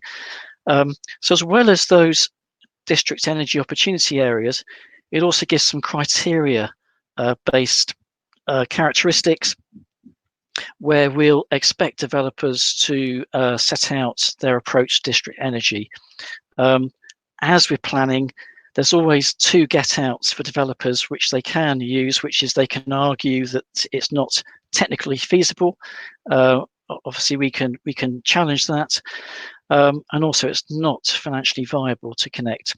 So there are always in planning, wherever you are, those two get-outs. But one of the things that's we've found in the past, in terms of comments, is that planning can play a key role in helping to create the market certainty locally by having strong planning policies in place. I've heard that time and time again, and that's certainly, I think that's really key here, particularly with different timescales of different developments coming forward. It can create that local policy certainty for the market to develop. But the supplementary planning document also covers a lot of detail about CIPSE standards and what our expectations in terms of connection. Planning is not the only show in town, and as been mentioned before, future building regs are also going to create challenges to existing networks and create opportunities for new networks in terms of decarbonise. So existing heat networks reliant on gas CHP will struggle to connect new developments to achieve policy compliance with building regs. Building regs, we've always wrestled with building regs in terms of the relationship with planning. Building regs deals with individual buildings. It doesn't deal with collective building solutions, although it does give credits for connections to district energy. But it's something we do have to grapple with. And with SAP 10 coming in, again, I echo Paul Barker's comment. We've seen challenges with electric heating. We have fortunately put in our supplementary planning documents that we will not accept direct resistive heating. And that's for similar reasons. It's going to scupper our decarbonisation plans through electrification of heat and transportation. And we're working closely with Western Power to explore the impacts of heat pumps at scale. So moving to lower carbon solutions means that we do have to look at different approaches to heat networks, but also local opportunities, which will vary from city to city, as well as waste heat. Where are the renewable sources of heat going to come from? We're quite fortunate in Plymouth. We're surrounded by the sea. Again, I'm amazed. There's a lack of the fact that marine heat pumps, we've been looking at various European projects previously, talking to lots of coastal towns and cities, and marine heat pumps aren't really on the radar sufficiently, I don't think. I think they've got huge potential. But we're surrounded by the sea. There's also looking at the geology, sources of waste heat, and also air source. Particularly in the southwest, we have a very mild climate. Air source can work even better perhaps than some other parts of the country. And in terms of whether you're looking at fourth or fifth generation district energy, we've done a lot of work through our HeatNet project, European projects, as well as the excellent Celsius project, where really distinction between fourth and fifth is reducing the temperature, the operating temperatures of systems to use more waste or renewable energy. Fifth generation is really providing heating and cooling, a different system architecture. And I think from our evaluations of fifth generation, you need a sufficient cooling load, which we do have in our city centre, of 40% or more to make fifth generation work in a technical sense. So, fortunately, we do talk to lots of authorities. Paul Barker will recognise this, and we work with Bristol City Council to use their connections packs, but to update them in our context of what we were looking at in a fourth and fifth generation capacity, so that developers could be really clear about our expectations in terms of future-proofing or connection to these sorts of systems. And I think it's really important to be very clear to be able to get the results that we need on the ground. Fifth generation, as I say, we're looking at it in the city centre. It does have benefits. The fact that the weather patterns are changing, we're getting more heat waves, cooling demand will be increasing, possibly heating demand reducing. So it does give some flexibility, but also lots of other benefits in terms of air quality, etc. One of the challenges for us in negotiating solutions with fifth generation is the fact that it's decentralized solutions on a building by building. The equipment, the substations are on a building level as opposed to larger centralized equipment. And you need to think about the electricity supply in that context. So there are some challenges there, as well as opportunities. And to try to facilitate that approach, we talked about zoning, some questions about zoning as well. In our supplementary planning document, we do show a low temperature building zone to try to drive down those operating temperatures to 60 degree or below for low temperature in buildings, and ensure we've got the return temperature that's 20 or 30 degrees lower to facilitate those sorts of solutions. And there's some extracts from our technical packs on the right hand side of the slide. And this is the last slide, you'll be pleased to hear, which sets out one of our networks that we're looking at, and in development. We put some infrastructure in already, is Mill Bay and Southern City Centre. As you can see, we're keen to get to the harbour side and deploy seawater, as well as been exploring ground source solutions with an underground aquifer under this part of Plymouth. So I think that's all from me. I'll hand back to Simon. Brilliant. Thank you, John. If you don't mind staying on the stage, and if I could invite Anne-Marie and Paul to come back and join me, please. That would be very helpful. Brilliant. So we've got, I mean, I've got loads of questions, but I'm most conscious of time. But I think there's a really interesting question from Jodie. It's very familiar to see, which you can all read in the question. I think it's about you are all doing some really exciting things with heat networks, creating heat zones, heat network zones, using essentially the planning system.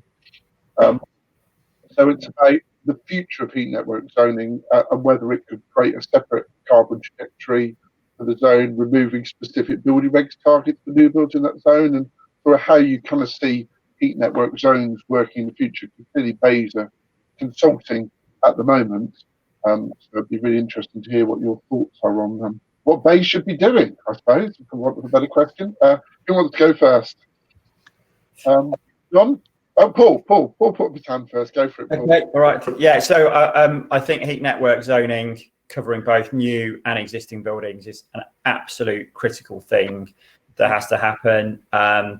What we don't want to be doing is for heat networks to be developed just supplying new buildings and missing out the existing buildings on the same route. I mean, we're future-proofing our networks, so the design, so when those existing buildings connect, whether that's through requirements or mandated or incentivized, that heat network has the ability to supply all that. But I think that comes with costs, and that comes with us having to look quite strategically at our heat networks. So I think if we're expecting heat networks to be developed that are financially viable, that they need that sort of future knowledge that your future heat network connections to existing buildings are going to happen, and so I think it's absolutely fundamental. I think that the only thing is that I'd say is that with heat network zoning, that there needs to be quite a bit of work up front to make sure that the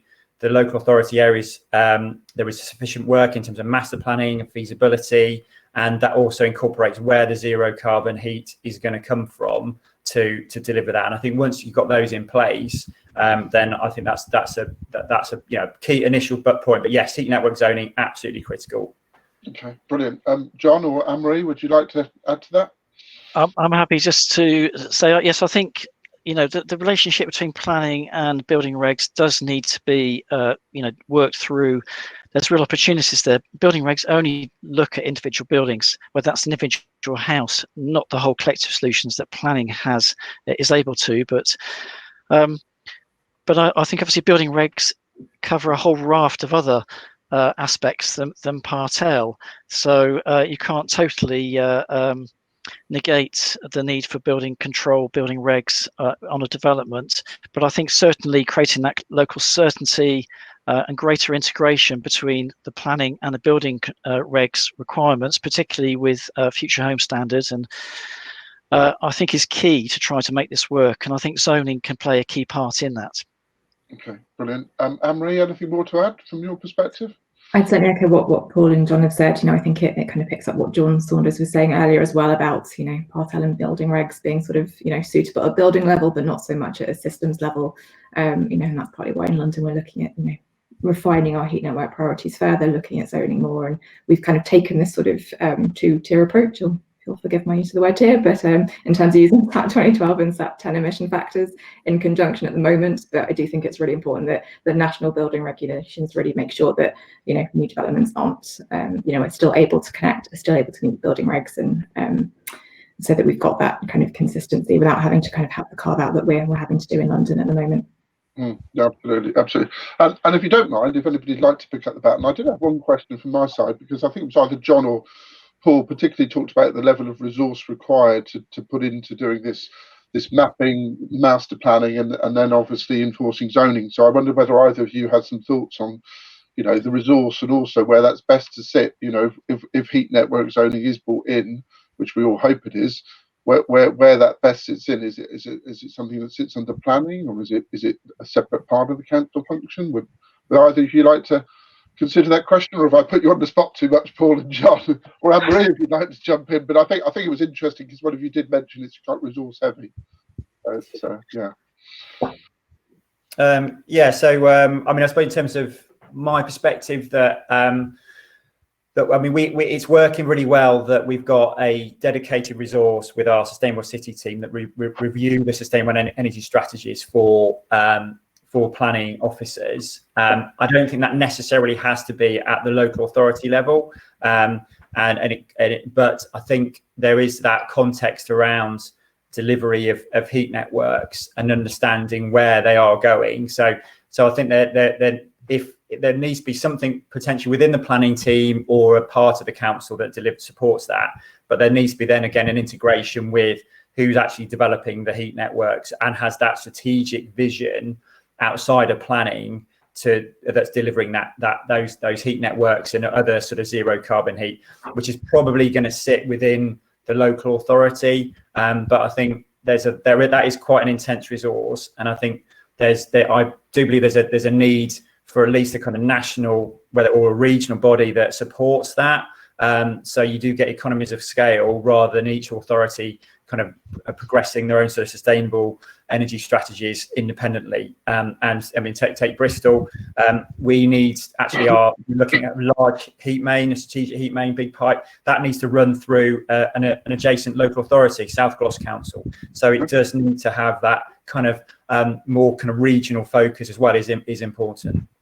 Okay, good, excellent. John or Anne-Marie, any thoughts on that question?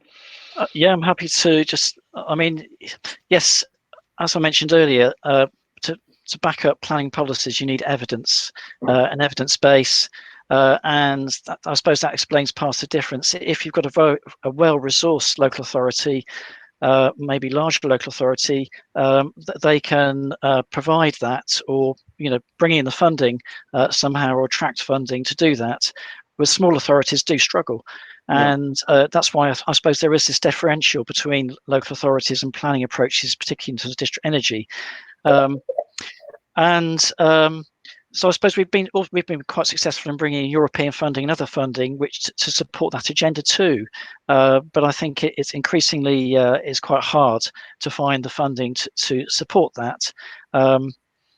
And I think I'd echo Paul's comment. If there is a source of funding to support local authorities to provide a sort of greater level of consistency across local authorities, as the conditions will vary, the economic and the opportunities will vary, and the sort of heat density will vary from different authorities, then I think that would be a very positive step forward.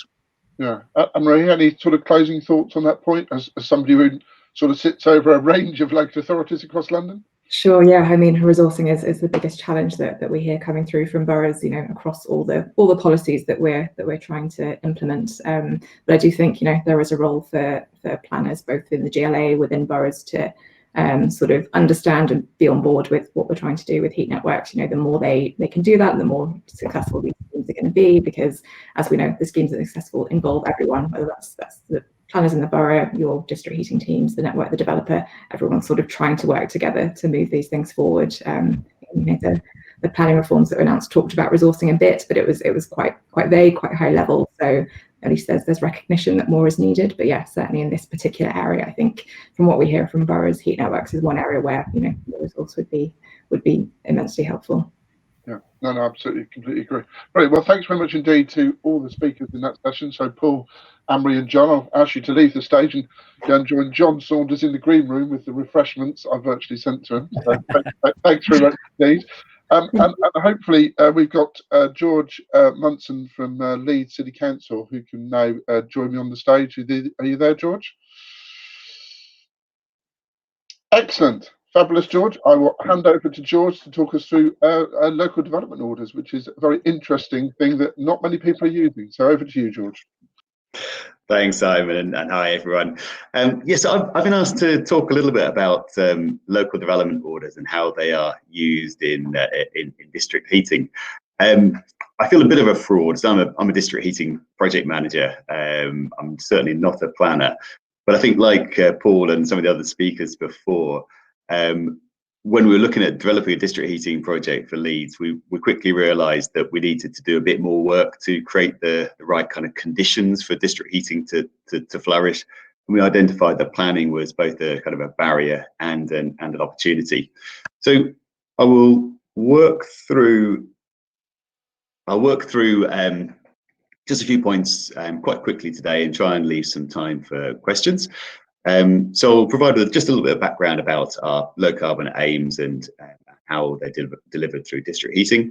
I'll talk a bit about our planning policy more generally to give you some context. Talk about what an LDO is, why it's needed, and how it's been developed locally, and then focus on how the LDOs help to deliver our scheme within Leeds Pipes, and reflect on some lessons learned on the LDO. So in terms of the background, this beautiful artist's impression of our energy from waste plant really kicked off a lot of our district heating work in the city. we've been talking about district heating probably for 10, 12 years or so, but without having a really clear sort of project opportunity to get politicians excited. So when we were undertaking a procurement for energy from waste plants, we worked hard with our politicians to just essentially sell a story that there was an opportunity to use our own waste as a feedstock to keep vulnerable people warm. And they really got that, and they saw energy from waste and having it district heating enabled as a key outcome of that procurement. As well as kind of that sort of political story, you can see that district heating had a really big part to play in terms of supporting economic growth, tackling air quality in certain areas of the city, promoting a circular economy, and more recently, really having a very key role to play in terms of CO2 reductions. But now that really is our key focus. There's a clear recognition in Leeds that we have to play our part in terms of the climate emergency. So we now have a strong commitment to being net zero by 2030, and decarbonising heat is one of the biggest challenges to achieving that, with district heating being a great opportunity in dense urban areas. But looking at planning, when we started doing our master planning for district heating in the city, we identified quickly that the potential was really extensive, that looking at just a couple of the key developments that were forecast at the time, 2 energy from waste plants to the east of the city, around the kind of city perimeter, we'd identified that there was a huge opportunity to develop a large district heating network. But if we were going to grasp that opportunity, we needed to create a stick to encourage developers to connect, and a carrot in terms of helping district heating companies to deliver district heating within the city. So we worked on some more detailed heat mapping, identified our opportunity areas, and then developed a hierarchical district heating policy, which is similar to some of the things you've heard from John and Paul, where at the top of the hierarchy, you connect to the network. At the very bottom, you make sure your development's at least district heating enabled. And that's been working well with particularly sort of more forward-thinking developers over the last few years. But one of the things that we also identified was that district heating was a bit of an anachronism in terms of utility providers. So we looked at an LDO in order to solve a particular problem. So an LDO is simply, it's a supplementary planning document, it's a local development order, and it grants planning permission for a specific activity subject to conditions. They're completely optional for councils to develop, and following consultation, they need Secretary of State approval. So we'd identified that district heating was a bit of an oddity.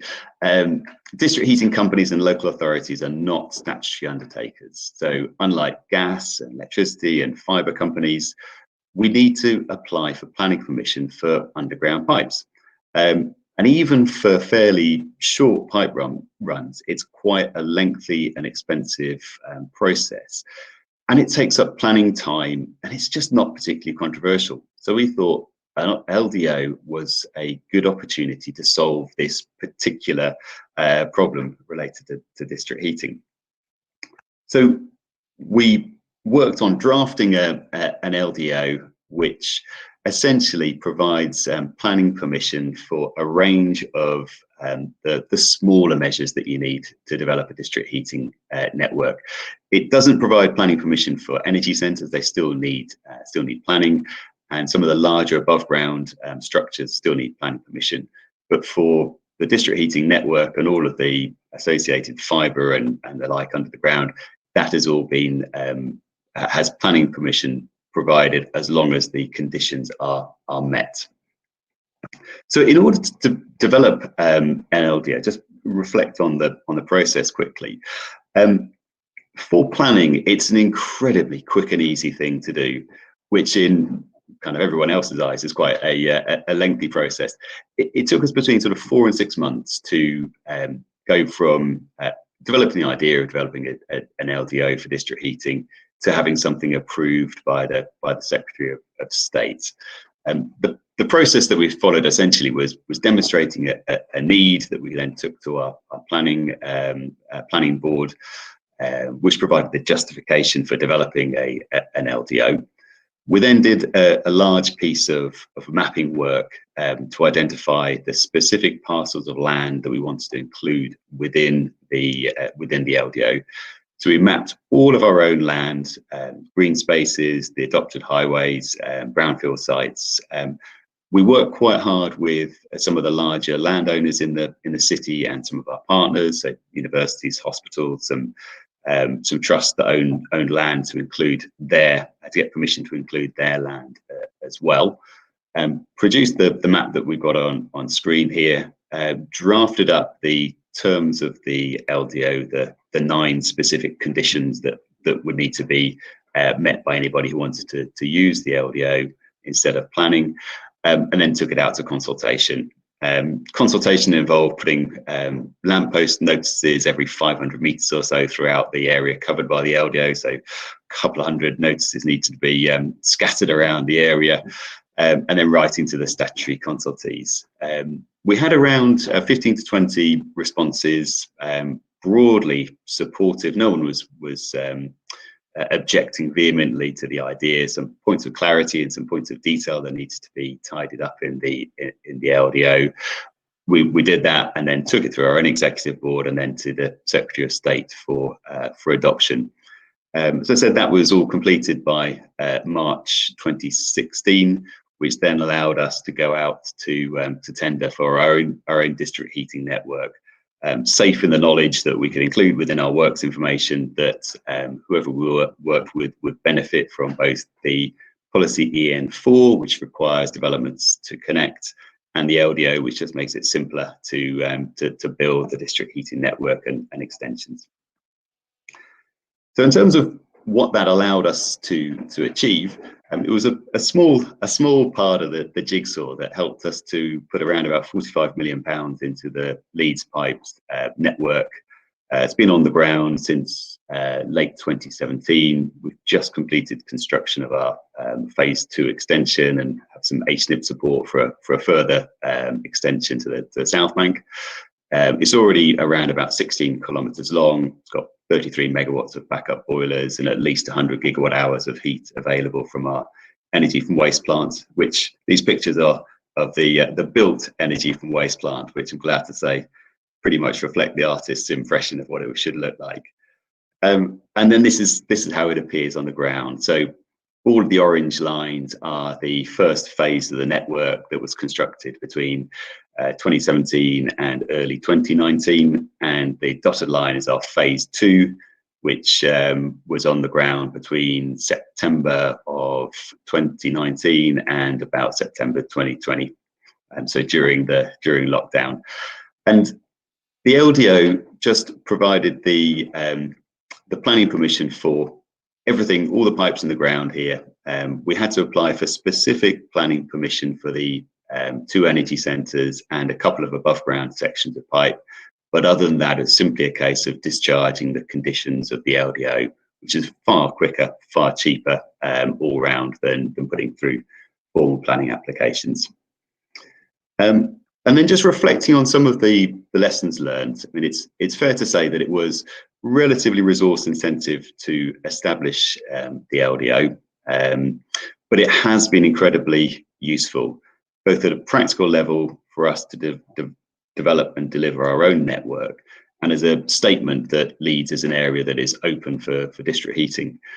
So we're now engaging with some other potential district heating suppliers who are keen to work in Leeds, and it is one of the factors that's helped them to become attracted to Leeds as an area to invest in. We also identified that during the discharge of the conditions, that some of the conditions we put onto the LDO are just a little bit too demanding. So, for example, we have to have an ecological survey conducted, regardless of where the network runs. So if it runs down the middle of the highway, we still need to do an ecological survey. So that's something that we're looking to amend to make it more nuanced. We've also identified that the the terms of the LDO require special dispensation if we're within the curtilage of a listed building. And again, we could just simply be running down the middle of the highway. So that just needs to be amended. Also, we didn't include development sites, private development sites within the land that was included within the LDO. Because we had to seek permission from all landowners, we just couldn't do that with everywhere that we could imagine in the city.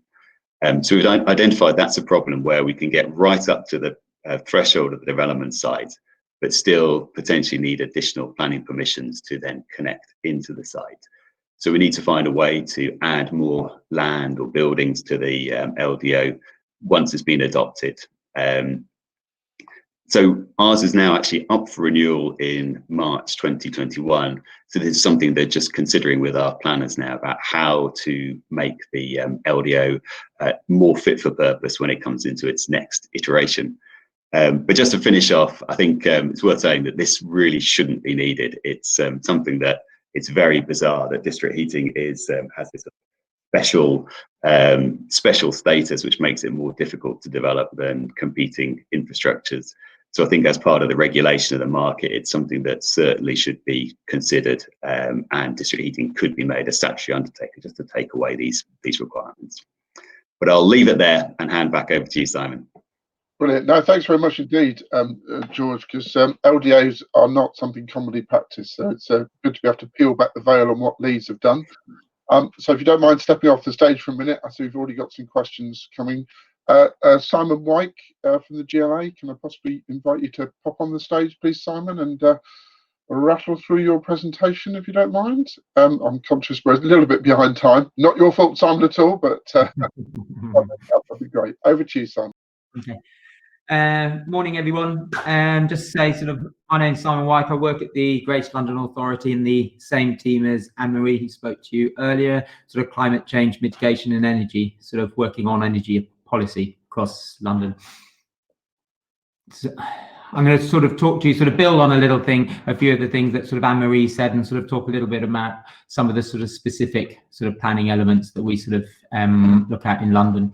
I suppose one of the key things to remember as we're going through this is Anne-Marie also mentioned is that we, GLA being a regional authority, we've got 33 London boroughs, all working really hard to undertake this as well. So it's how we work with those London boroughs and support them to be able to deliver activity.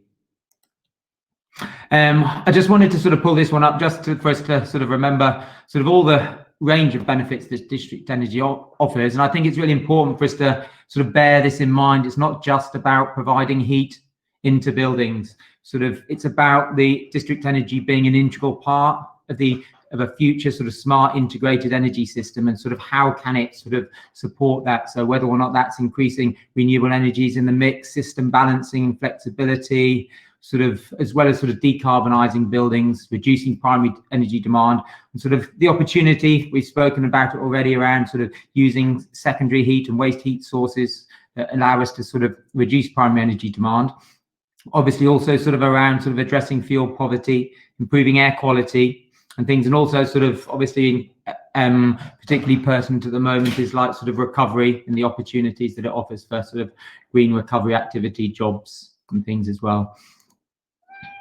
Just a couple of things around as we mentioned, networks, they do need to be an integral part of that energy system. Anne-Marie mentioned our 1.5 action plan, with 4 scenarios all getting us to zero carbon there. All of those heat networks have got a really important part to play.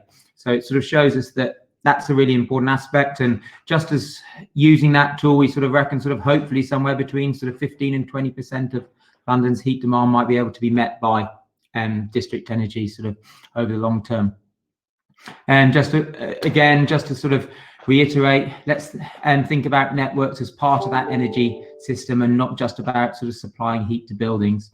And so I think we've heard it all the way through the talks, the opportunity that where they do offer greater opportunities to the energy system, then how might we be able to have a market structure that actually recompenses them financially for that and encourages networks to look at how they might be able to support the system and be rewarded for it. And then we've also talked a lot about this as well. Really important that as we're decarbonising buildings and districts, we've got to think about existing buildings as well as new development. So I know we're talking quite a lot about new development sort of here today, but for heat networks, if they're going to play the role they need to, we need to be connecting a lot of existing buildings, because that's where the majority of buildings are and the majority of emissions coming from. So it is about how we're able to ensure connection of existing buildings as well as new development. And Marie mentioned our sort of 15% sort of target for renewable and district energy to sort of to meet sort of London's energy demand. So that's one of the drivers that we've got for like sort of supporting district energy. And then sort of the London plan element, just sort of we'll be sort of picking up on that a little bit more.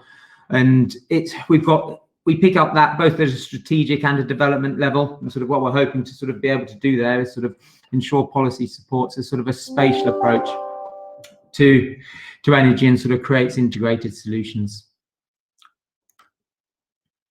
So just quickly about sort of the strategic sort of spatial level, I think lots of other people have talked a lot about this, sort of about the role of sort of understanding where your heat demand is, where your opportunities for heat networks are, and then sort of thinking about how you're going to be able to realise those. It's really important. We've already sort of mentioned a little bit about zoning and things, and sort of we need to have done this kind of work to sort of understand where those opportunities for zones are, that will sort of then enable us to provide the evidence base for sort of designating sort of zones and things.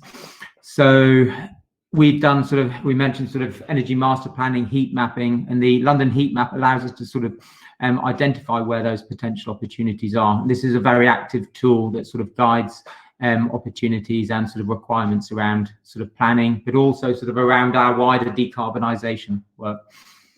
And then obviously as part of that tool, also identifying renewable and waste heat sources, because as we said, heat networks are an integral part of getting to zero carbon. We need to be thinking about how we decarbonise our existing networks and create low carbon new networks, and sort of so it's really important that we understand where our potential sort of low carbon heat sources are as we sort of start thinking about network development.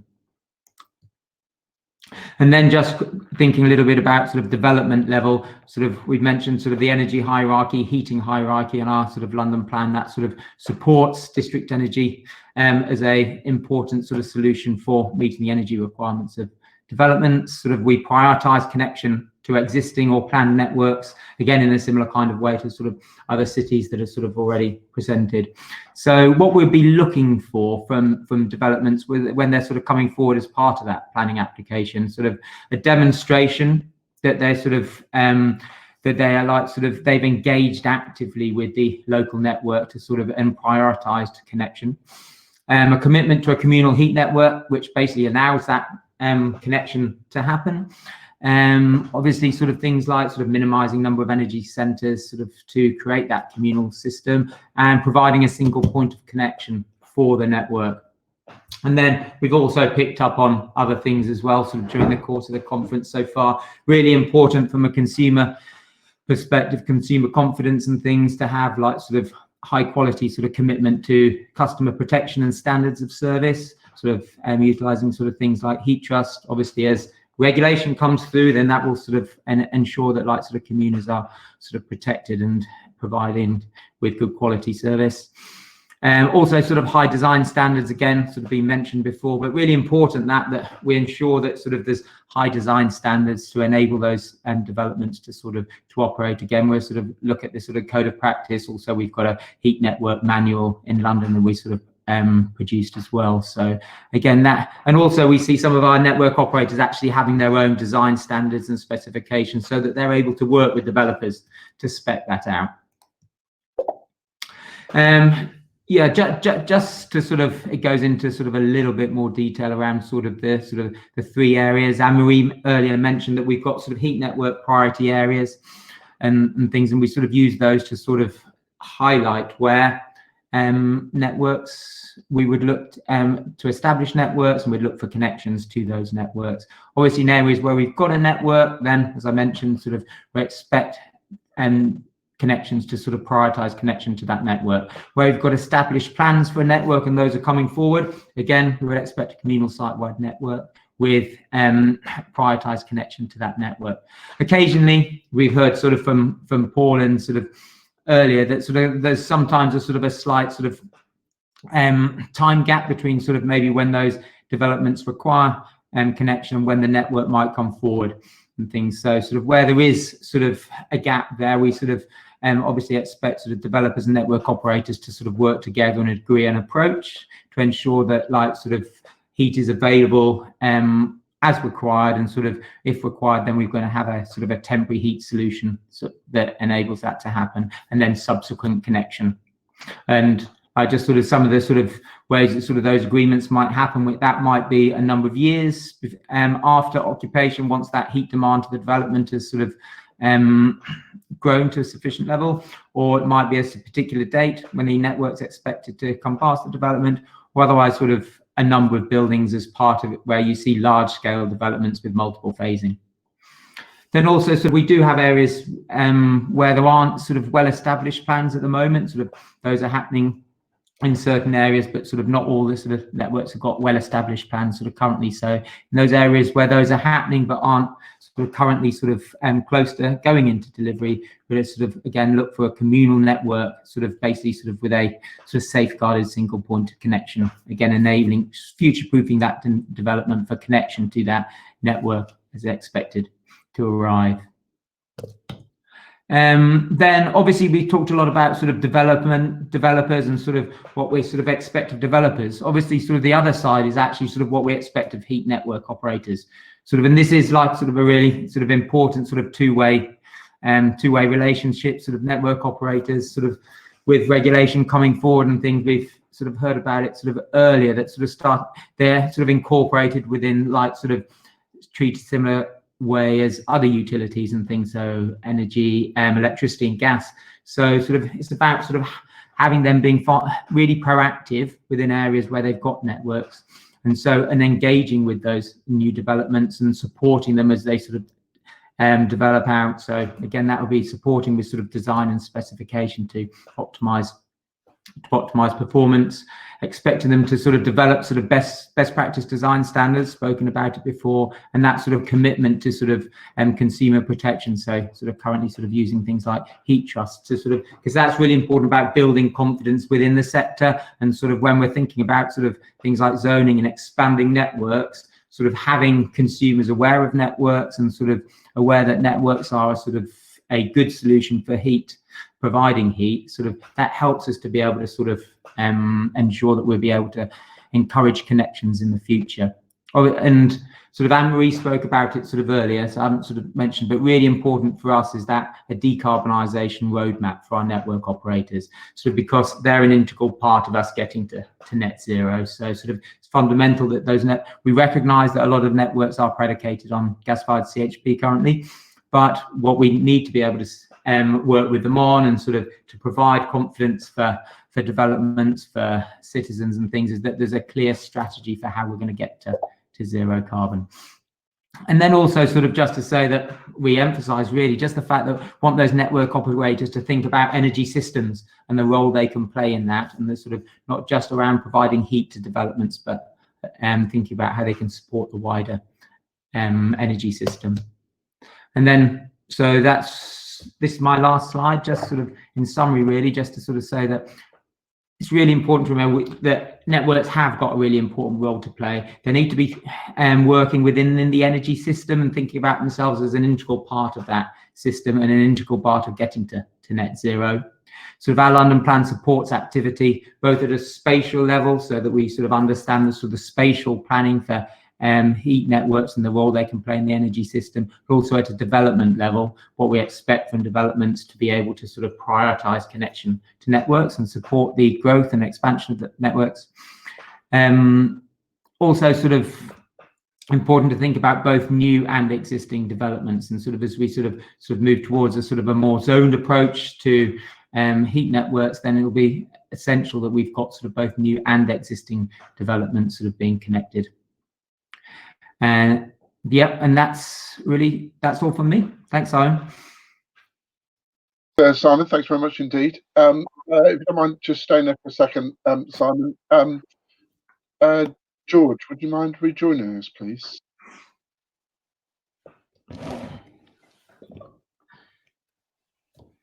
Hi, George. Oh, lovely.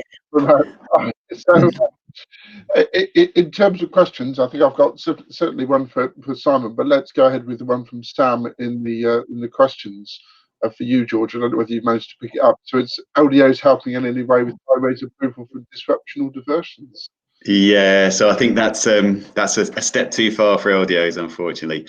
I mean, the LDO is very specifically related to planning permission, and in terms of kind of practical steps, the highways permissions, it's from my experience, it's so well tied into, or so closely tied into what else is happening around the city, that they would never be able to do this through planning. They need to know precisely when you plan to be in any one street and how you'll manage the diversions and how you'll get out of that street.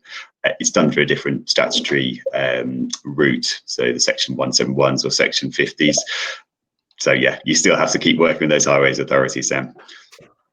Okay, and just in terms of the LDO, because I've heard things for and against LDOs, George, that it will provide permission if you take a pipe down a particular route, but if you try to change that route and delivery, then it falls outside the LDO?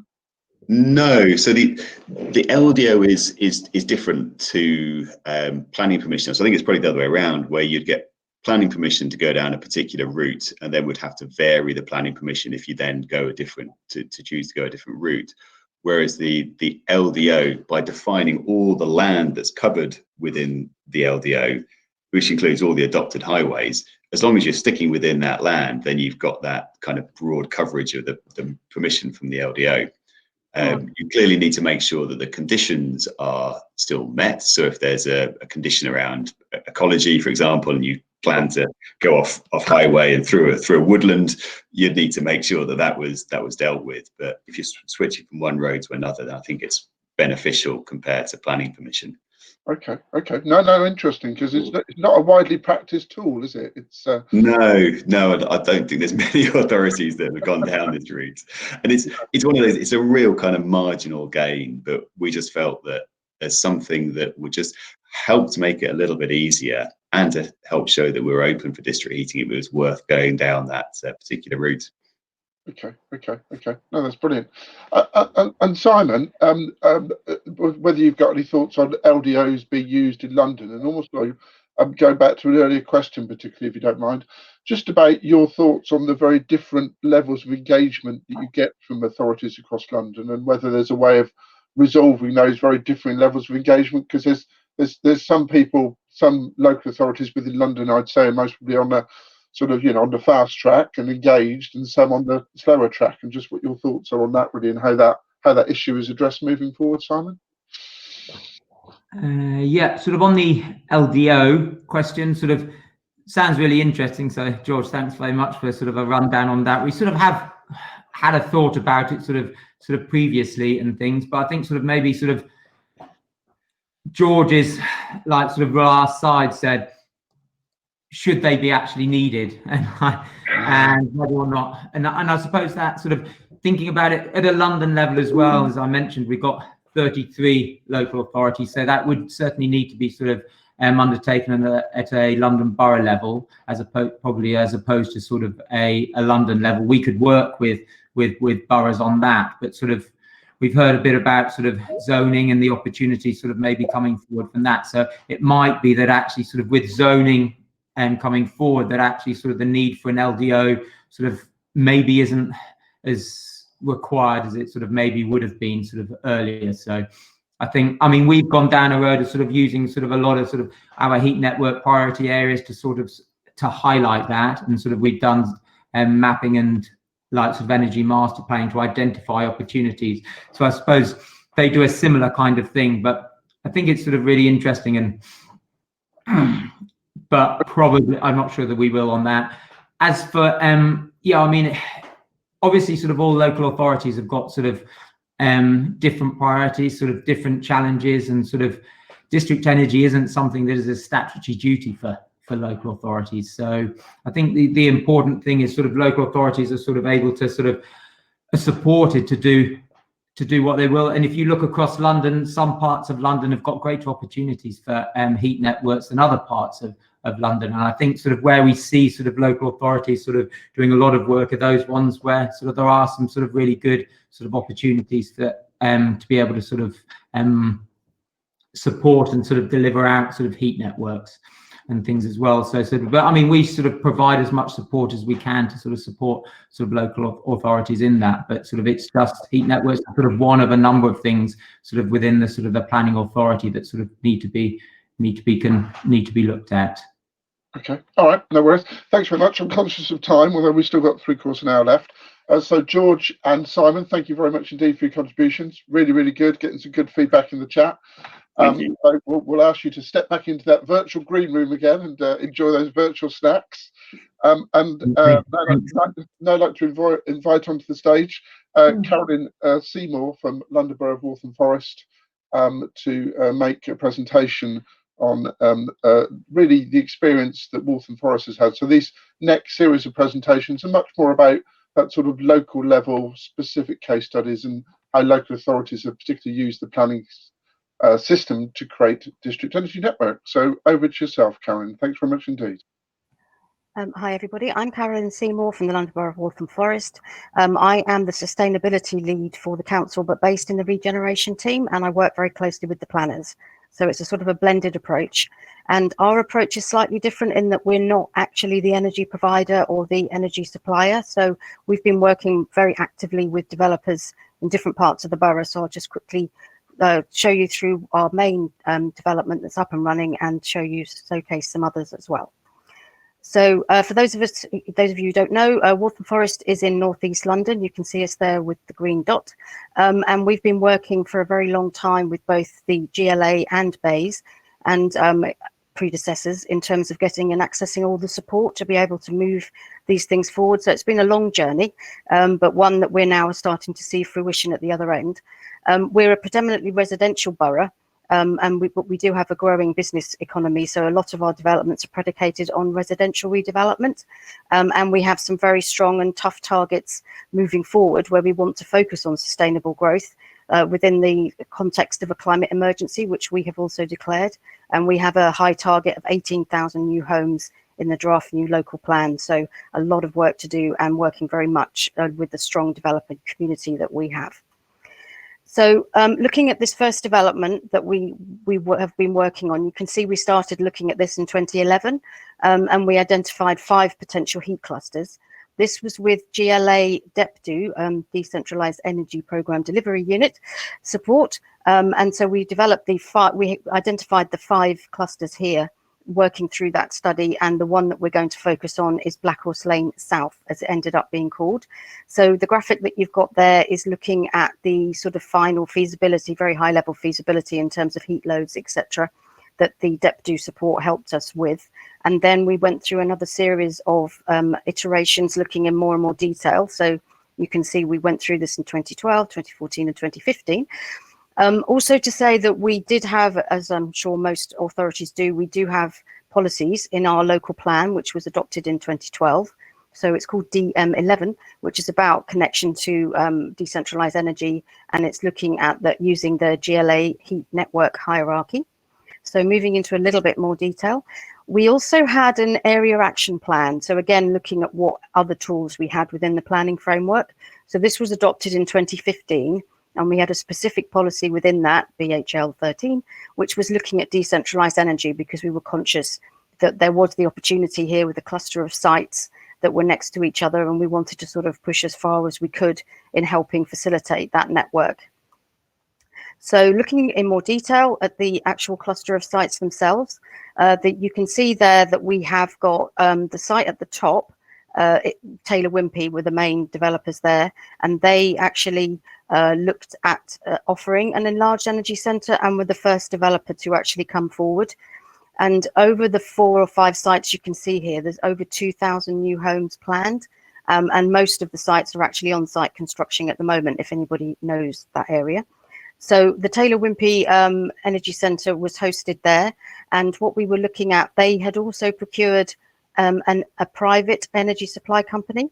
And so what the GLA team and I did with external advisors was to actually work very hard with the developers to make sure across all the different sites that they were able and confident to connect. So what we did was joint partnership working was key to this. So we, with the external advisor support, we actually developed what we called a term sheet to make sure with the ESCO that there was actually a fair offer being made to the other developers. Because remember that there are actually advantages for the developers in terms of not having to have their own plant space. And so what we were trying to do was help the developers through that process. We also had very strong support from our planning development management function. So again, I was running workshops and bringing people up to speed in terms of how that work could be delivered through the planning session. And we had regular developer landowner meetings. We were meeting quarterly. It was dealing with highway works and how everyone had to work together, because I think, as we all know, developers don't usually like being reliant on other people, but because these sites are so tight, that's what had to happen in this case. And it's been a very good process that the developers have all appreciated. And as I said, they're almost all on site now. So what we've been doing is using the planning tools to be able to encourage the other developers to connect. So we did, like has been discussed before, we had Section 106 wording, and we actively were getting involved in sort of stepping slightly beyond the planning process in terms of the hand-holding. I think one learning point, as I've shown in the blue box, is that you need to think about collaboration agreement and step-in rights. Because this is a private-led network, we don't actually have any of the contracts or any contractual situation ourselves. So what the developers are doing together is looking at how they can actually make sure that if things did change, either in terms of the energy supply company or in terms of the host for the enlarged energy centre, that they would still be able to supply all these new residents with heat and hot water. And where we've seen it ourselves is that we are sort of doing due diligence and looking out for the new residents and making sure that their situation is covered and a fair deal for them. Just quickly to finish off, because I'm also conscious of time, we are working in other energy networks within the borough. So the council itself has, working with a development partner, is delivering the Marlow Road regeneration project, which for the Bays is called Wood Street South. So that's just over 440 new homes with retail units. We asked for an oversized energy centre in the council's actual tender with the development partner. And so it's included within the development agreement that we actually signed with that development partner. And that picture there with people pointing at big CHP gas boilers, that is actually our lead member being shown around the energy centre when we launched that. This scheme, we've also accessed the pilot phase of the HNIP grant. So we were successful in being awarded £1 million to actually extend this network. So it is connected to another council estate that is nearby. And we're using the existing plant room that was on that second estate as backup gas support for the main network at Marlow Road. And in future, that site will connect to a school and a care home. And then the last site that we're working on is in Leighton, and the image at the bottom is an extract from the London heat map that both Anne-Marie and Simon have talked about. And this is a development site of 3 developments together in Leighton that, again, we are looking to provide and work with the developers to provide a private decentralized heat network, hosted again by one of the first site coming forward, and then working using these planning tools to actually connect the other sites and make sure that there's a fair offer for other people. We're also looking across the borough in terms of our site allocation document under our new local plan.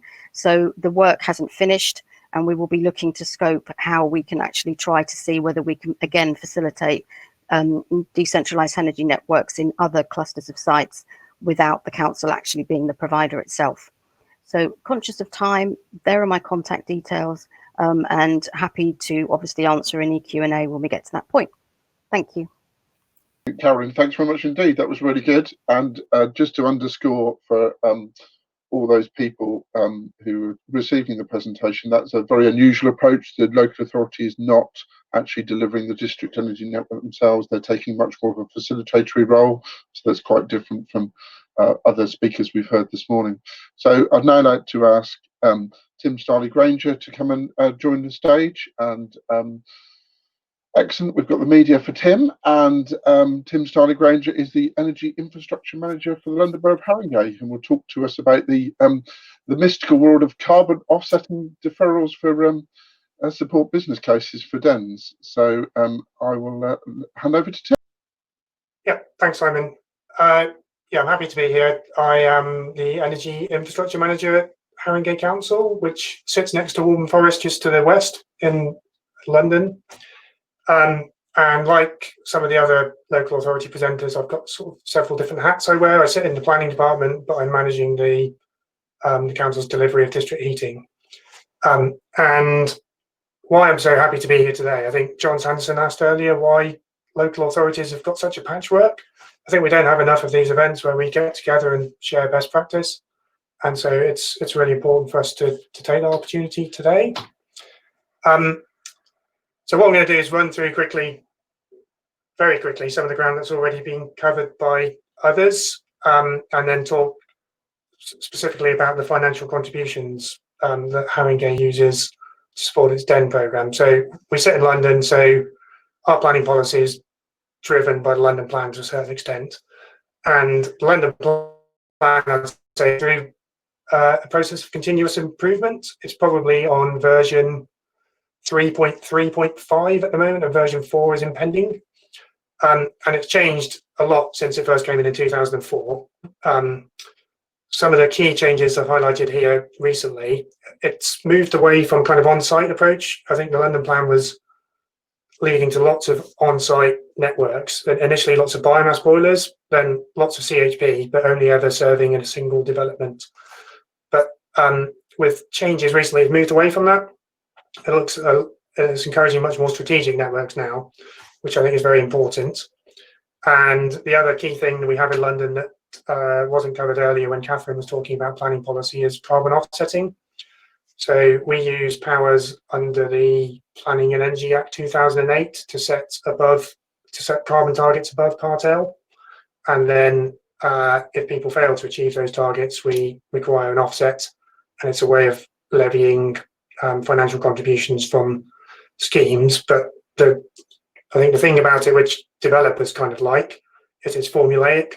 So they know what they're getting into. Whereas with planning policy, we're seeing how complicated it is from national level to regional to local.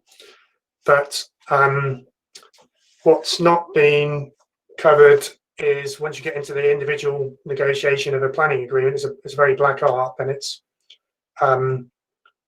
there's lots of negotiation.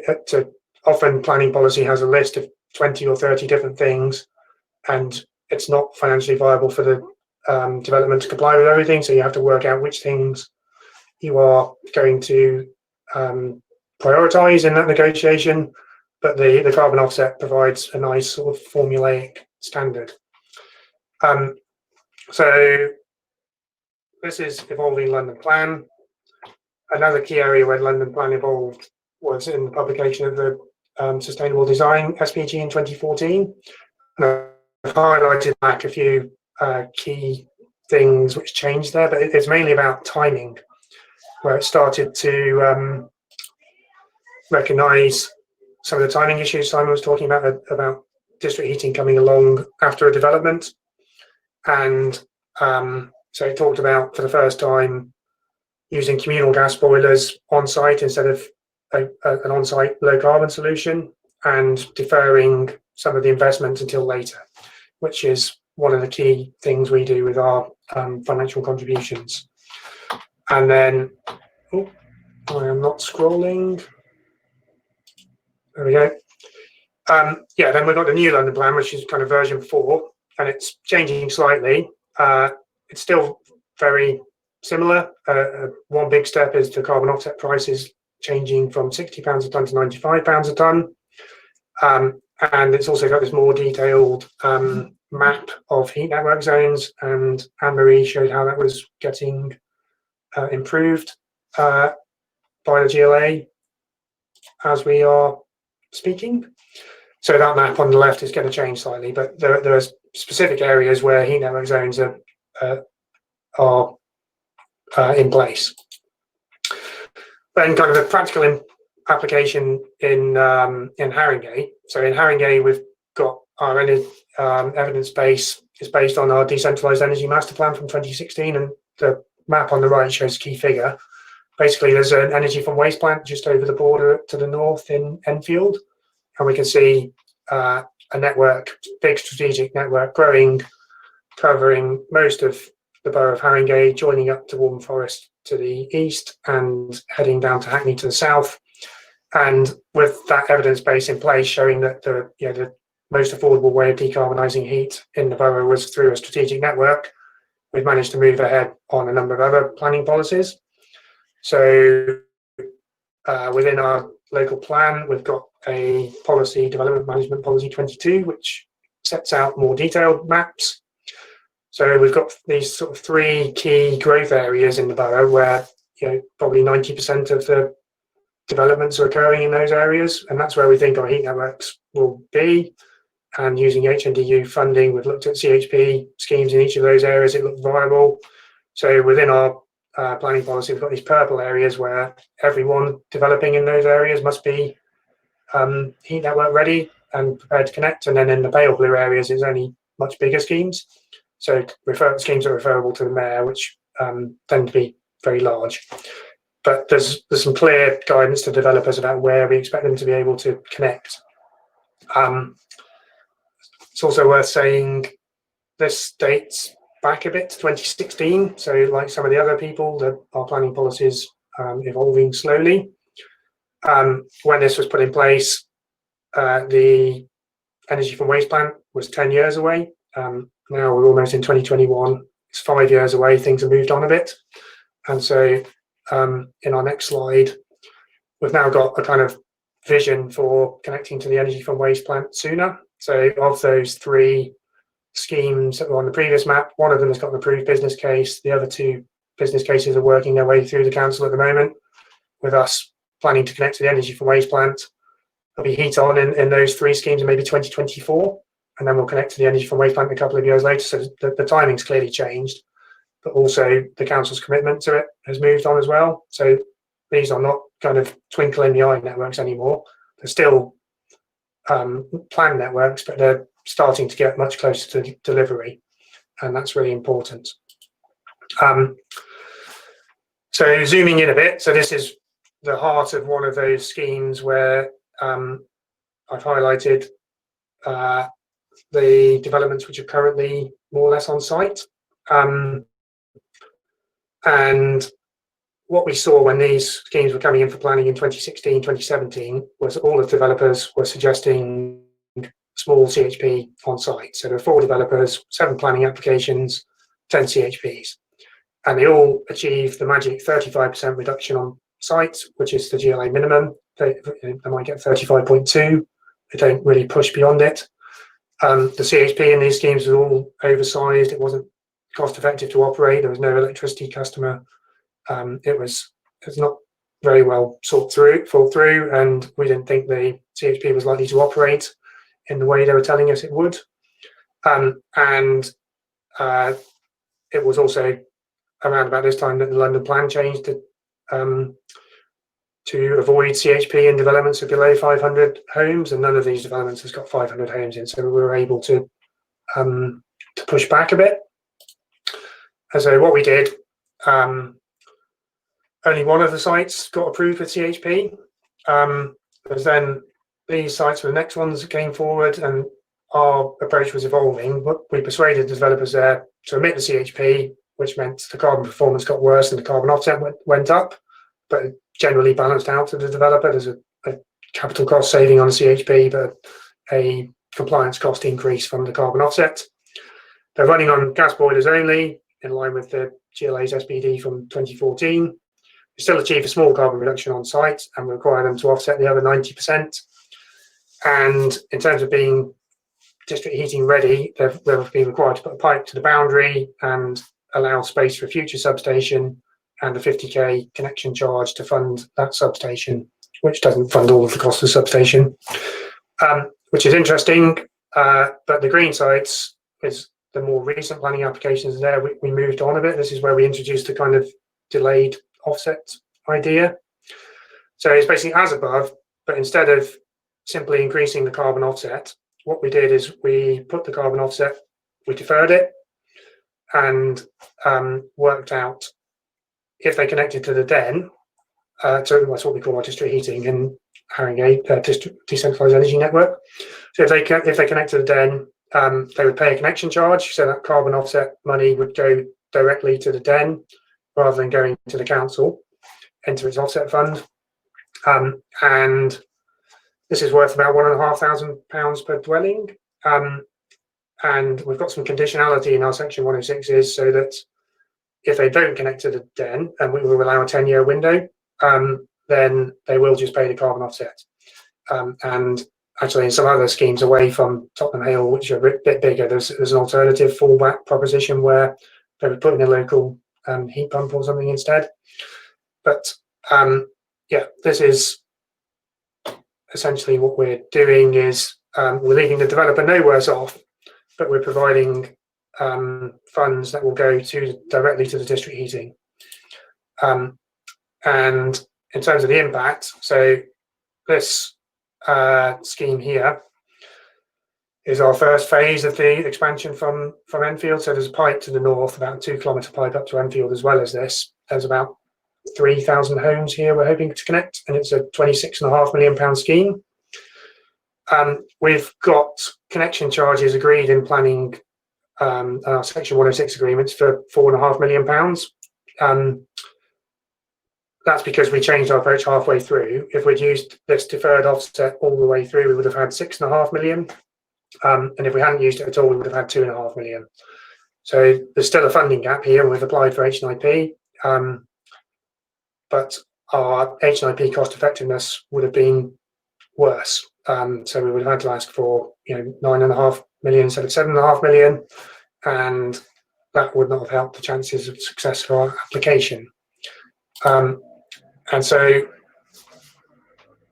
in conclusion, what we've done, so we've used existing planning policy to create these pseudo heat network zones, and we've used the Planning and Energy Act carbon offset to have standardised connection charges. And all it does is it redirects developer contributions from the carbon offset fund to the heat network. And the reason why we've done that is if it goes into the carbon offset fund, we've then got to fight with all of the other good projects around the borough for it to be allocated to the heat network. Don't want to have to do that. We'd like it to be going to the heat network. If the payment comes directly to the heat network instead of going to the council and then to the heat network, then it helps with state aid. And there's something called Regulation 123 in the SIL regulations, which we were trying to address at the time. It's been withdrawn earlier this year, but between 2015 and 2019, you were not allowed to use Section 106 for more than 5 developments to fund a particular piece of infrastructure. And we had more than 5 developments in Tottenham Hale, so we would not have been able to collect direct contributions to heat networks from them. So we found a way around that. That's now a bit moot, but it's still beneficial. What we don't have, though, we still don't have a true heat network zone. So whilst we can mandate connection, we can't mandate purchase of energy, and we don't have associated mandated energy charges. We can only require connection if it's viable. So the National Planning Policy Framework requires local authorities to get developments to connect to heat networks where it's viable. Because that's where our push comes from. In our Section 106 agreements, we've got agreements that developers will connect if it's viable, but there's still a negotiation over what's viable. But the key thing is this helps make the network viable. By giving a £4 million swing towards the network, our base project returns increase. You can see the increase there. So without these contributions, we'd be around 2.3%. With the £60 per tonne, we would be at 3.7%. And with the new London Plan carbon offset value of £95 per tonne, we'd be at 4.8%, which is starting to get relatively healthy. I think if you had the added regulatory powers around mandated connection, so you weren't worried about connection risk, and you had this income from the carbon offset fund, you're starting to get to schemes which meet Ken's target of being self-sustaining, self-sustaining heat network market. So yeah, we think what we're doing is quite useful, and I said before, it relies on the Planning and Energy Act 2008, which is under threat in the Future Home Standard. One of the questions was around withdrawing local authority powers to set these targets, and within the proposed changes to the planning system, there's talk about scrapping the Planning and Energy Act as well.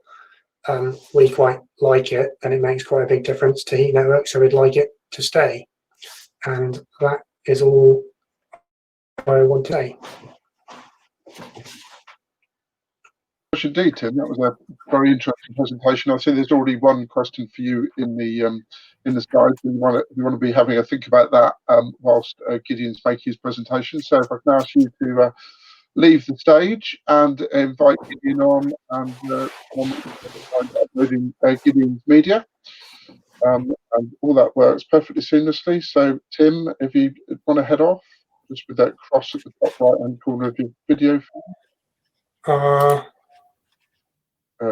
Perfect, excellent. Okay, Gideon, I will hand over to you to talk to us about a pretty detailed and how are things actually working in Barking. So over to you, Gideon. Thank you very much, Simon. Good afternoon, everyone. My name is Gideon. I am the Interim Ops Manager for BND Energy at Barking and Dagenham. Before we start, I realize that I'm conscious I'm speaking last, so if you don't listen to much else, the main takeaway of this whole presentation is that timing is extremely important, and that just means two things. It's engage with developers very early and engage with them often. So that's the main takeaway from this presentation.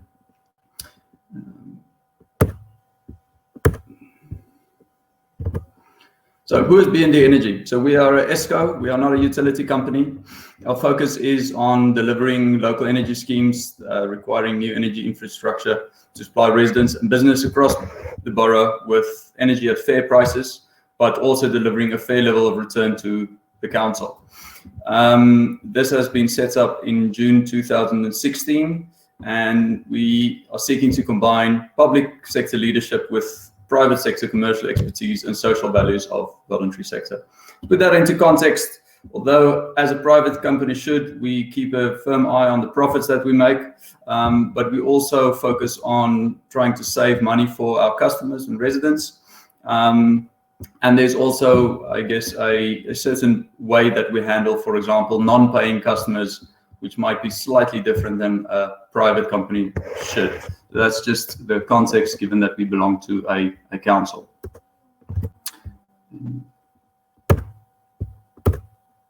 Sorry, I'm just getting the slides ready.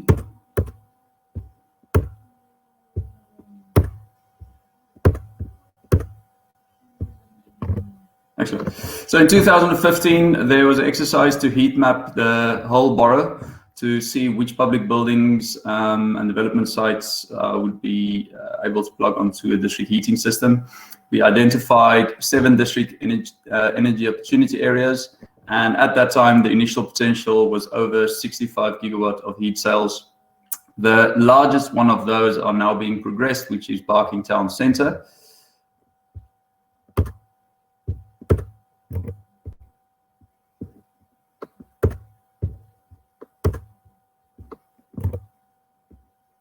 And before that, we had a pilot scheme in Becontree that linked various development sites. This is the second largest opportunity area, and late in 2016, BEIS opened their heat network, HNIP, for those of us here, pilot for applications, and we applied and won £1.1 million in early 2017.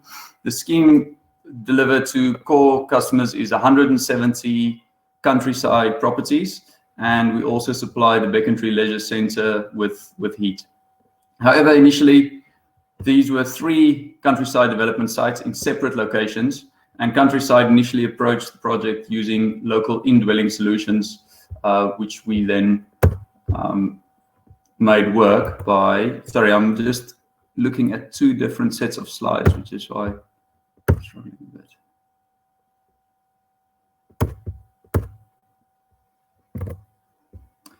Yes, so the council uses responsibility with Countryside and the GLA through the development and the planning process to drive a planning permission being submitted by Countryside on the basis of a heat network connecting all three sites. Focus here was just to work really collaboratively with the council and their planning department, as well as the developer. The focus is really to help the developer make this planning application work. And it's important that they understood the benefits of doing so from the beginning. BND Energy developed the energy center and the area-wide network, and then Countryside paid a connection charge to BND Energy to connect their three sites onto the single scheme. We set so the incentive for the developer to connect is that we set our connection charge to be broadly equal to what it would have cost them to develop the infrastructure on site themselves. So it's cost neutral. This resulted in a scheme which can later be expanded to attach future development to also. And often it might be the case that the developer will resist, but we use all possible planning and relationship levers to kind of help them understand that it is to benefit for them to also connect onto us. One thing that is worth noting is that we see climate change emergencies being declared by many councils. There's almost no point in doing so unless you have the correct parties involved to stand behind them. And that can be from a planning perspective. Of course, the planning department has to be behind that and support it, but also politically. So in Barking and Dagenham, we are very fortunate that the senior political leadership, it is a real priority for them to be the green capital of the capital. And we've had support from the leader himself in making this happen, which is, I'm not sure whether that is true for all other councils.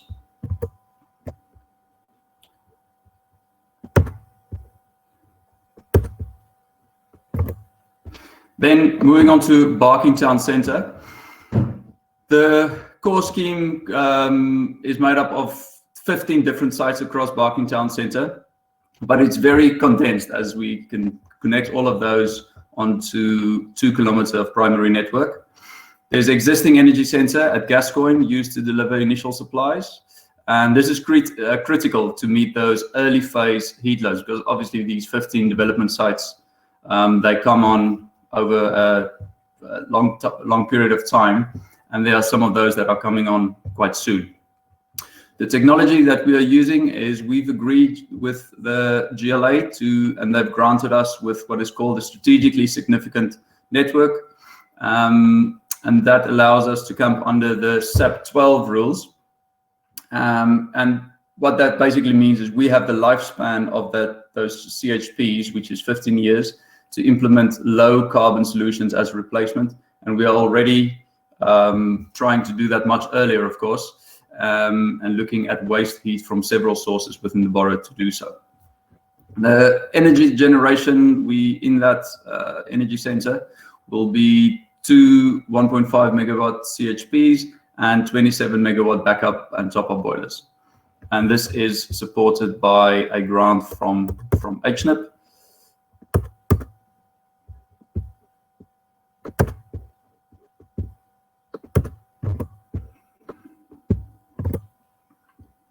Of those 15 sites, many are under council control, but many are also private developers. And the later ones seeking planning permission recently or moving forward will be captured by planning policies that drive network connections. However, some are working from old planning permissions, and that is where it becomes a little bit difficult.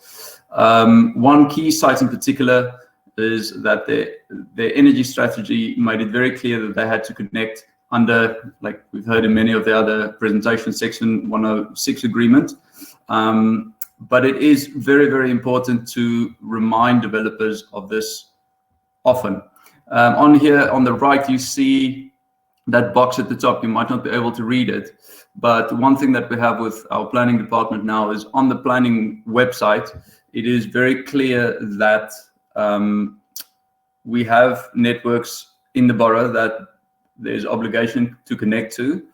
But also more importantly is that when you are a developer and you develop a scheme that is big enough to maybe serve as a catalyst for a new scheme, then it is important that they come to talk to us. So again, going back to the theme of speaking to people or speaking to developers as early as possible, we've got it out there on the planning website that developers need to speak to us when they are planning to do new developments in the borough. Then, as far as enacting legal obligations are concerned, the site that I was mentioning was already being constructed when we conceived our scheme, and all we had to rely on was those few short sentences under condition 48 of the Section 106 agreement. And we are still on a journey to connect with these, but we are getting there. And some of the obstacles worth mentioning is that the site had now been sold by the developer to a new owner. Fortunately, they are facilitating some of those conversations that you need to have with the new owner. And there's a pipe connection that was being installed to the site boundary. But of course, we have some concerns about the quality that is installed to. And again, this kind of goes back to early and often is we're working with our consulting engineers to go and inspect that work as early and as often as possible, just to mitigate any risks of quality. On-site energy center was progressed with a very small scale CHP to meet planning obligations. And the problem that caused is that there's no space now in that substation for us to put the thermal substation skid in. And unfortunately, we will have to remove that to install that with the heat exchanger. But that is, again, is just a hiccup because of where we are and them having the connecting, being one of the earlier connectors. And then the developer, the one that sold the site, was definitely at the start not open to these connections. There were delays, but we've managed to work through those and are at a point now where we are ready to sign a connection supply agreement.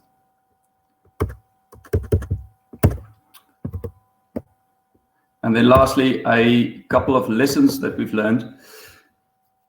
Ensure that you have plans of networks drawn up and communicated with the developers as early as possible. It just makes a document very, very clear, and it's difficult then for developers to walk away from that and claim that they were not aware of the obligation to connect.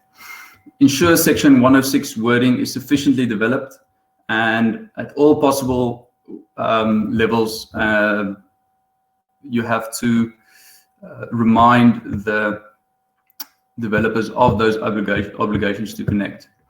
You will have to be very resilient to the inbuilt desire of developers not connecting, especially when they are mid-build and reaching the end of their build. But you must also still be prepared to think flexibly and keep them at the table. We've seen through our communications and relationship with a specific developer, you need to remain open to respond to the objections and negative points that they might bring to the table. For example, we had to agree some advance funding to resolve a building timeline issue around a pipe that needed to go into the ground before landscaping started. And there needs to be a little bit of flex to meet the developers halfway when these really practical issues come along. In the end, you are working with a commercial private developer. They might have reservations about working with a public body, and as the ESCO that sits in the middle, it is about crossing that bridge and putting their minds at ease. It's also important to have a clear and simple market norms offer, which is difficult for them to reject and easy to understand, because they will be putting it in front of investors and maybe different third parties and being able to make the case of why it's beneficial for them to connect onto the district heating system. And then lastly, it's important to engage public planning colleagues, senior officers, and often even politicians. And as it is with councils, as it is with big organizations with multiple departments, it is often the information that you gather from talking to developers. For example, if they have multiple developments in the borough, is making planning colleagues, senior officers, politicians aware of that.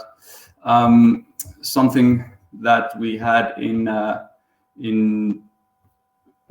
a situation where we had in Barking was that we had to just mention it to the leader, and when he spoke to them, he kind of raised it as the need to connect to the district heating system was raised as a priority in that meeting, and that obviously lifted a roadblock for us going forward. And then just lastly, before we move on to any questions, BND Energy is currently recruiting for a general manager. When we were scoping this role, it was a discussion whether it should be a general manager role or a managing director role. We went for general manager, given that it is a very hands-on role, but there's loads of scope to influence how the business will be run and shape the future of BND Energy. And I will post a link to that in the chat.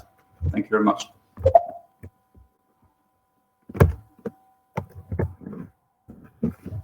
Gideon, Carolyn, if you're still available, and particularly Tim, I see there's been a number of questions. Would you mind rejoining us on this stage? So thanks very much. Tim, if you're around. Yeah, so, hi. So there's been some interesting questions. So hopefully you've had a chance to read them, Tim. They're predominantly from you. So Carolyn and Gideon stand down, I think, although Gideon is definitely one for you. If you look in the questions, Gideon. So the first one from Chris. Tim, can you explain the logic to swapping from biomass to gas and from CHP to gas-fired only, please? Yeah, I mean, that's not quite the end of the chain. We're aiming to set up a strategic network connecting to an energy from waste plant serving 60,000 odd homes. And none of those other technologies can really do that. There's not going to be 100 biomass boilers in the middle of London for air quality reasons. And with lots of small CHP, I think there's probably economic reasons why the CHP is often a white elephant and doesn't run. It doesn't deliver the carbon savings. It also doesn't deliver a long-term decarbonisation strategy. So our preference is the strategic network. It's been shown to be more economically achievable. There's maybe a short-term pain for people who may be running on gas boilers for a couple of years until that energy from waste plant can be connected. But we think that's a price worth paying for the long-term strategic benefit. Okay. No worries. I don't know whether Tim or Gideon possibly, or maybe even Carolyn, want to talk about hydrogen and future-proofing for hydrogen in boiler plants, or whether anybody feels that's not something they can respond to at the moment. I mean, from my perspective, there isn't that infrastructure in place currently within London to warrant that. I mean, certainly when I've been discussing with Simon White previously, he's been from the GLA, he's been talking about bringing hydrogen in at strategic points. I'm not aware of anybody on an individual site-by-site basis proofing for hydrogen burn now. No. Gideon, anything? I think one thing worth mentioning is obviously when these models are put together, it plans for infrastructure, both boilers and CHPs, to go in relatively quickly. But to make allowances for hydrogen or any other technology, or maybe connecting to waste heat, is where we are now in the detail and knowing when these schemes are on.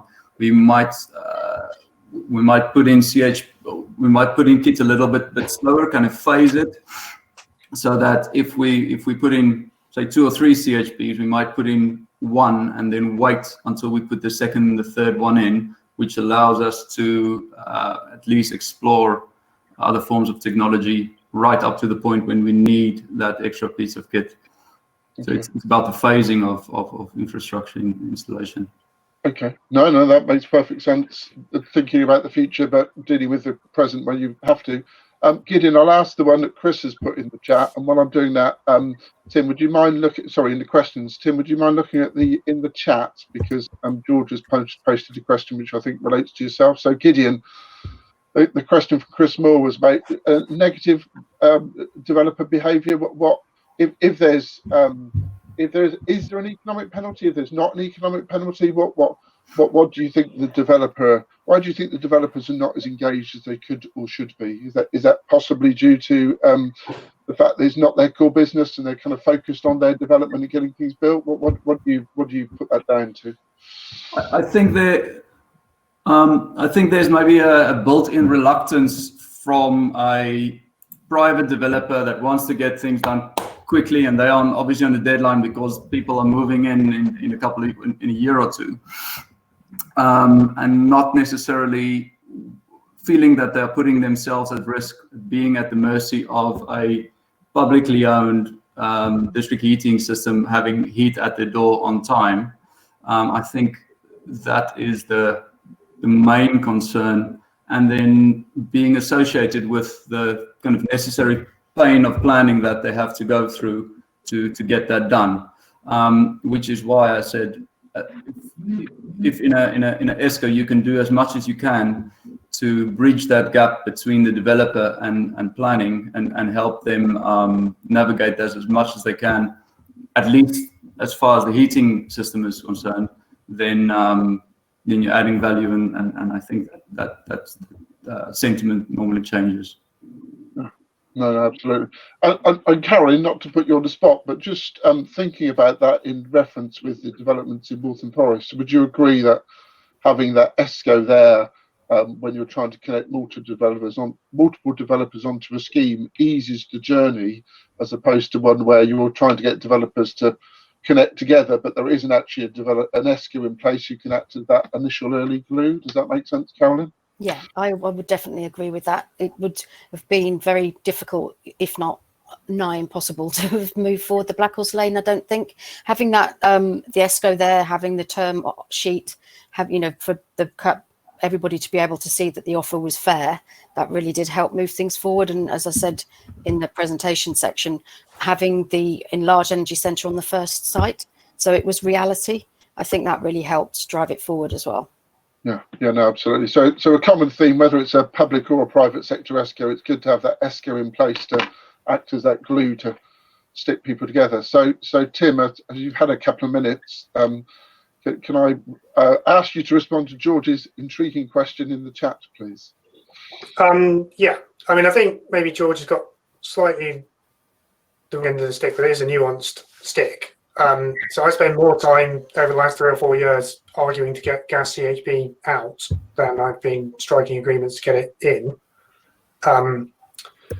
But we might still look to use gas CHP at a kind of strategic level. So a bit more like Gideon's talking about having a big CHP serving hundreds of homes rather than individual CHP on each level. So we'd like to keep that in our back pocket. In case, in terms of the build out of the energy from waste plant with the proper low carbon heat, there's a 10-year delay until we can get the low carbon heat to a particular area. And we might want, for strategic reasons, to start building a big network, and it will stack up with CHP economically now, but it won't stack up with a heat pump now. And so I think there's also, we see quite a lot of schemes coming forward now with individual heat pumps on a development scale, and again I think I try and argue against that because we've got the strategic vision, but also because of the economics of that heat pump. The energy strategy is saying it's going to magically supply exactly enough of the heat to hit the 35% carbon reduction target, but no one's looked at the price of that heat, and it's almost always a heat pump sitting next to a gas boiler, which is cheaper to run. And just like I've seen with CHP and biomass boilers in the past, the low carbon plant can turn into a white elephant. And so we kind of use economic arguments and not just the the carbon strategy, which drives people often in the wrong direction. It's not just that the energy is going to be more expensive, it's also often the plant is oversized and won't work. So okay. does that answer George's question? George has responded in the chat that it has, but there's an interesting sort of second part to his question, which is that some of his more forward-thinking developers, to get them to expect that low carbon DH from energy from waste will always stay lower than heat from in-building air source heat pumps over the long term. Any thoughts on that one, Tim, or work in progress? No, I tend to say an EFW is effectively a heat pump. Yeah, you sacrifice electricity to produce heat. It's just like consuming electricity to produce heat. But the Z factor of an EFW is somewhere between 5 and 6 probably, and that's the same as your COP of a heat pump. Okay, you've got distribution losses in the waste heat network, but it's still going to be lower carbon than an on-site air source heat pump for the foreseeable future. Okay, no, absolutely fair point and well responded. So thanks very much. So thanks very much to all the speakers today. A big virtual round of applause for everybody, particularly in this final session, Gideon, Carolyn, and Tim. So if you're happy to head off to the sumptuous green room with all those snacks that we've virtually laid on for you, I will just a few closing words and complete the conference. Thanks very much, Tim. Thanks, Gideon. So finally, just from me, some closing words. Thanks very much for the chat. Thanks very much for the feedback. And thanks very much indeed for taking the time to attend the conference today. And hopefully you'll be able to join us next year in 2021 in a real event, and we'll all be doing lots of networking during and post the conference. If you've got any thoughts about the speakers today, any questions for them post the event, please do send those in. You're all linked together via the UKDEA, and we'll make sure that the speakers receive those questions. So thanks very much indeed. And Tom, if you'd like to stop the conference, we'll hopefully see you in person in 2021, and happy Christmas. Thank you very much.